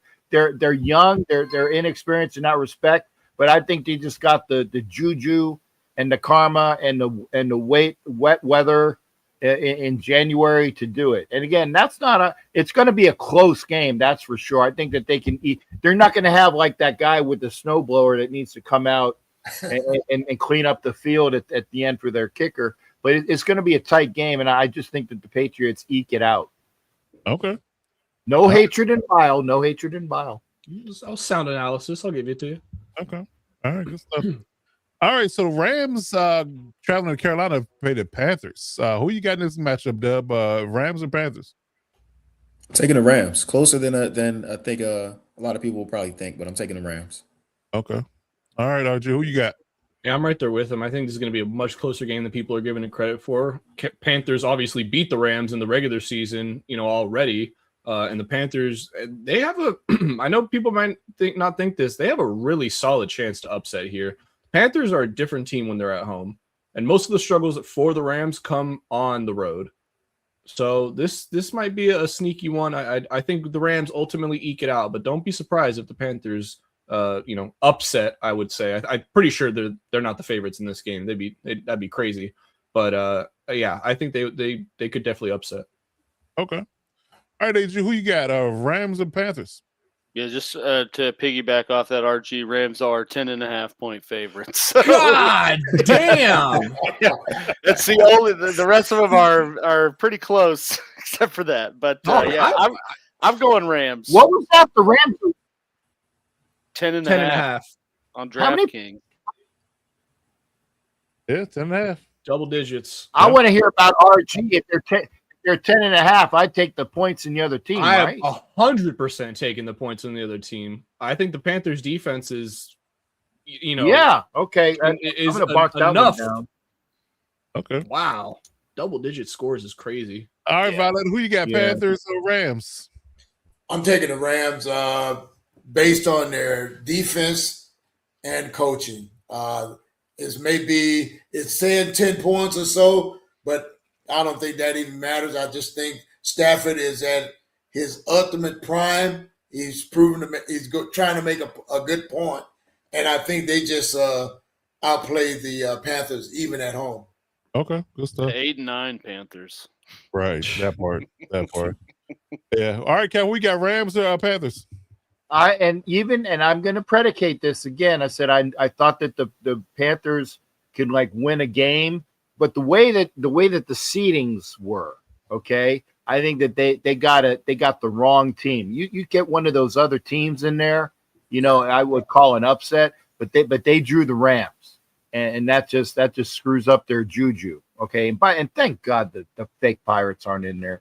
Thank you, Atlanta. Right. But yeah, I would say if Panthers would have drawn somebody else, I could have seen an upset, but they got the wrong team because the Rams they're gunning for them. You beat us at home. Well, watch what ass whooping we put on you. I don't know if it's going to be that 10.5 points. So I'll take the Panthers and the points, but definitely the Rams win the game. I think the Rams win big. I do. I think that I'm not really drinking the Kool-Aid with this Panthers team right now. I think that if you look at their schedule, they have not won 2 games in a row in the entirety of the whole NFL season. It's been win-loss. They lost last week. 2 losses. 2 losses. They lost 2 weeks in a row. It's instead of winning, so I think that they're primed for thrashing. for my money, I think getting Devontae Adams back and a few other guys healthy on the Rams side. Quentin Lake got activated today off the IR, so he should play. So I think they're finally healthy too. They get a fully healthy Rams pissed off team. Yeah, I think the Rams win big. I'm not gonna go as far as 10.5 or 11 points, but yeah, I think that they definitely win big, at least by 2 scores, maybe 10 points, No, all right, see that? Ooh, let's see that 10. I got to see what it's nice. Yeah. All right, so we got I got to 49ers and Eagles. Who you got, Dub? 49ers and Eagles. I'm gonna take the Eagles. I think it's they're funny. They're a funny team, man. Yeah. They that's the best way I can put it. It does. They're a funny team. They're like the Sopranos. If the Sopranos were a football team, all the infighting and all that stuff like that. But that's a good one. Yeah, good one. The Sopranos. Yeah, that's your clip right there, Coach. You know it is too. They used to be varsity athletes, man. Yeah. They never had the makings to be a varsity. But yeah, I'm going with Philly. All right, cool. All right, RG, who you got, Philly or 49ers? And I'm tailing Coach again, man. I think the Eagles pull this one out. I think the Niners defense is just so banged up, and just their inability to get to the quarterback. And I mean, if Jalen Hurts can sit in that pocket all day, he is going to pick that team to pieces. And they already have a great O-line in Philly. Yeah, I think this is shaping up. This one actually might get ugly with how bad the Niners defense is. I wouldn't be shocked if the Eagles win this one by double digits. Okay. All right, good stuff. All right, AG, who you got? I'm going Niners.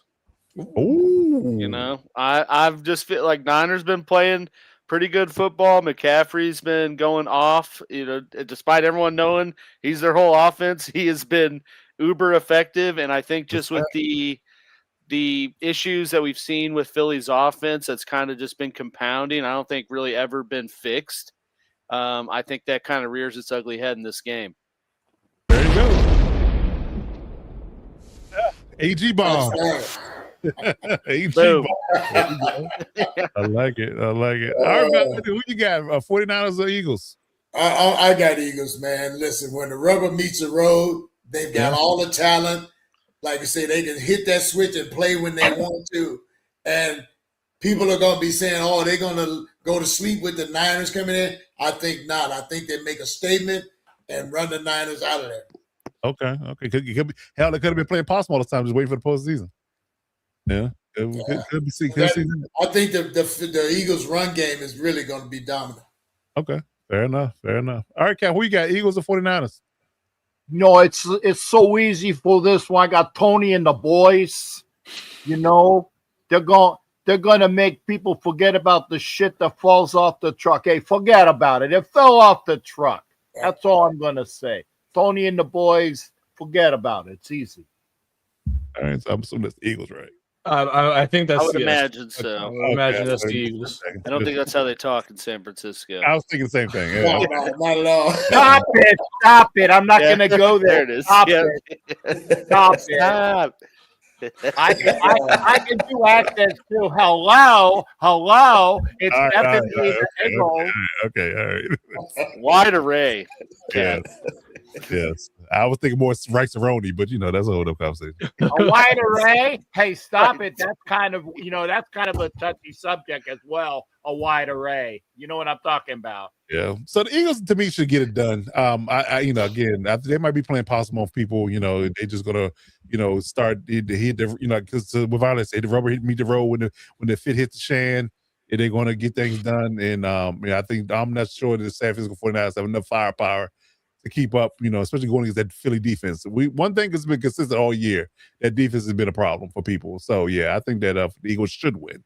It should win. But if it was upset, I wouldn't be surprised either. We'll see, because the 24th ranked offense for the Eagles gives me pause. That is one thing that gives me pause in that space. But if they can manage about 16 to 17 points, I think they'll be all right. They'll be all right. Okay. All right. Last game of the playoff wild card matchups. The Packers at the Bears. Should be some weather and wind in this game. So who you got in this matchup, Dub? Packers or Bears? I got the Bears. I think the Packers are, obviously fighting some injuries and some other things. And I'm trusting the Bears. I know they won it, and I know the Packers have owned them for the past few years, but I think that they finally got their confidence up, and I like the matchup. So I'm gonna go with the Bears. I like it. Okay. All right, RG, you got? Yeah, I'm right there with Mike again, man. I think it's going to be the Bears. I think that running game is just too much for the Packers to handle, especially being down Micah. Their season really came to an end when Micah got hurt. Let's be real. I think we all for them, kind of put them off to the side as soon as that injury happened. Barring Love having a absolute master class, I'm talking like 4 touchdowns. He's going to have to be able to go toe to toe with this offense, and I just don't see it happening, especially in Chicago. Yeah, I like it. Okay. I think it'll be a heavy running game with this wind. We're going to see a lot of deep passes in this game, a lot of short tight end routes, a lot of running ball, and that favors the Bears, in my opinion. Yeah, I like it. All right, AJ, who you got? Packers or Bears? You took the words right out of my mouth on that one, Coach. So thanks. But I'm going with the Bears as well for the reasons you just said. I think it's going to be a big running game too. So I think that you have to favor the Bears in that type of matchup at home as well. Okay, I like it. Okay, all right, Violator, who you got? Ditto 1, 2, 3, 4 times. I got the Bears running game and that defense. Whoever's playing quarterback, because I think Love is out, right? Oh, he's playing. He's playing. He's playing. He's going to catch a whole dose of Bears defense. So I'm taking the Bears at home with that win. Yeah, it would be a ground and pound type of game. I like it. Okay. All right, Cat, round it out. Who you got, Bears or Packers? Oh, are you kidding? The Bears. I'm having a mini heart attack here from all of the Portillos and the pizza and the Chicago deep fried Portillo's fire. Yep, it's the Bears. You can't go against the Bears in Chicago this time of year. The Bears. It's easy. Okay, good stuff. Good stuff.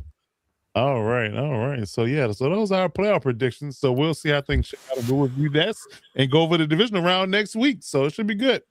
Should be a good time. All right, so let's wrap up the show here. Let's get into our hot takes of the week, our fourth and final segment of the pod.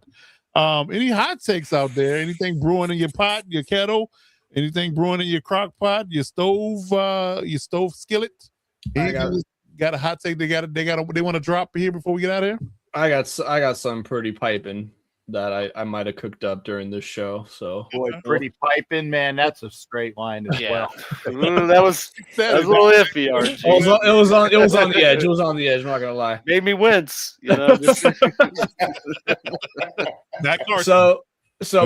My hot take is, and this will never happen, but I really want to see it happen. The Steelers will trade TJ Watt and a first-round pick to the Raiders for the 1 pick to draft Fernando Mendoza. Wow. We TJ have Watt in what? Wow. TJ Watt and a first round pick. Or the first Maybe, overall pick. maybe a first and a second. Huh? Yeah, you better open up the doors a little bit more. TJ's fine, but no. TJ a 1 and a 2 and a 1. It'd be like the Lawrence Welk trade. I'll take a 1 and a 2 and a 3. That's I just don't know if Mendoza demands, if it's like a Burrow or something like that, then yeah, you can ask for the world. But I just think it being a weaker QB class. Talk about Heisman Trophy winner, RG. Come on. Right. I know. I get it. Put some respect on his name. We'll see what Indiana does. Fame Award but- Burrow won. Just Yeah. saying. Yeah, true. It's funny. It's funny. RG says that because if I were to have a hot take, my hot take would be this is not the year to go after your quarterback. I mean, there's some teams that have no choice; they have to go with the best quarterback available. But I wouldn't throw the house for Mendoza or Dante or the Moore. kid, or Dante Moore either. There's no guarantee Dante Moore's even coming out. Carson Yeah. Beck. Carson definitely not Carson Beck. Carson Beck. If you're more, would you come out when you need more seasoning, knowing you're going to the Jets? The Jets suck. No. Have you seen that? I'll tell you, hey, I can make some more NIL money here, and not this year. Have you seen that fake? They figured out it was fake, but someone posted they said Dante Moore put this on his story. And it's like that viral, in your 20s, someone's going to tell you to go play for the Jets. Don't listen to him. I'm like, That's a good one. Damn. That's a good one. Okay, good stuff. Good stuff. All right. Any more hot takes on the stove? Yeah, actually, it is for that first pick. It said, don't be surprised if the Raiders aren't totally enamored with Mendoza. I mean, people keep saying he's the guy. I like the guy, but the Raiders need so much more than a quarterback at this point. They need to figure out a line in front of him. And if you got somebody willing to jack some picks and trade it up to the number 1, I know personally I would. And by the way, I'd go after somebody like Mateer. And I don't know who this Sawyer Robertson is, but if he's, they can get a quarterback. They can get a quarterback this draft, but it doesn't have to be at the number 1 pick. So I think the Raiders might, if they're smart, they would figure they'd get a bankroll of what they can get, because I don't think Mendoza is that guy over everything. You can get a good quarterback. Hell, they got Derek Carr in the second round, and he was the most serviceable quarterback for 10 years. Okay. Yep. So that begs the question, actually, and Jake kind of leaned towards what I was going to say. So what quarterbacks do you covet in the next 2 to 3 years that's not Mendoza? Well, like I said, the kid. Of course, people are going to say Manning, but the Trinidad Chambliss. I don't cover that at this moment because the way he played this year. Well, but see, I think this was an off year for Manning. I mean, of course, the one time that I wanted Texas to choke it when I was betting on them, and all of a sudden, boom, boom, 2 long runs at the end. Betting is bad for me. I got to stop doing that. But Chambliss as well as Manning, and there's other names out there. But if you want a quarterback this year, I wouldn't bankroll on Mendoza, because Mendoza looked as well as he did behind a team. You got to have a team to put in front of him. And unless you got an offensive line that's already there, I think he's going to get some growing pains. That's why if again, this is just kind of wishful thinking, I'd wait a year and then get some key pieces this year. You have the Raiders have some picks, get a number 1 wide receiver, get a tackle, get a center. If you can't get Linderbaum, take Slaughter, and RG and I we're talking about this a couple of shows ago. Get that going for you, get it cooking and percolating, because we got other factors going, and then you get them next year. If you don't get Mateer or somebody else that's like a great guy to move forward this year, because remember, the Raiders are going to have AOC 12 as their quarterback. Everybody else is gone. Wow. Okay. He's going to be the teacher. You're right. He's going to be the teacher for whoever comes in there. That's crazy Yep. to say. Okay. The one thing I think. Oh, my bad, Violet. I'm going to add to what Cap said because I can see the scenario going totally different than what everybody's predicting. Like you say, the Raiders may not be enamored by Mendoza. And if they drop back, get more capital, the whole nation's going to lose their freaking mind. True. Because they're locked in on Mendoza like he is the next coming of, but that's just my take on it. Yeah, Bishop the who's in the chat. Bishop, who is a bishop, by the way, he is a bishop. He will go absolutely bonkers. You might have to take his collar. Take the collar. He's gonna have to take the collar off and go because he is a sailor, retired, and go Tourette's syndrome for a while before he puts the collar back on for Sunday. Wow. Yeah. Okay. I was just gonna say it'd be cool to get Mendoza in Vegas because it's basically like putting Tim Tebow in Sin City. That'd be kind of ironic. Pretty much. That's a good one. Yeah. That's a good one. Okay. Good stuff. All right. Good. All right. Then. All right. Any other final takes before we get out of here? One more, and this is really early. But based upon the contract, you were talking about Tomlin.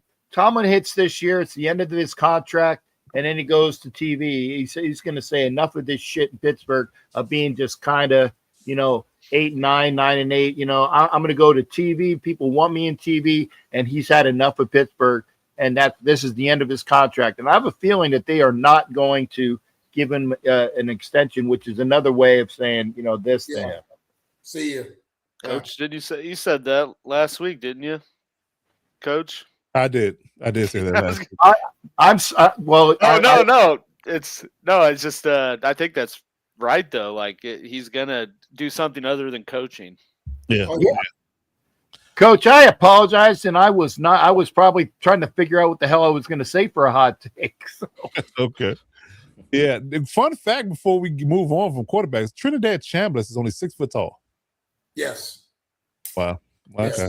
That's the minimum right there.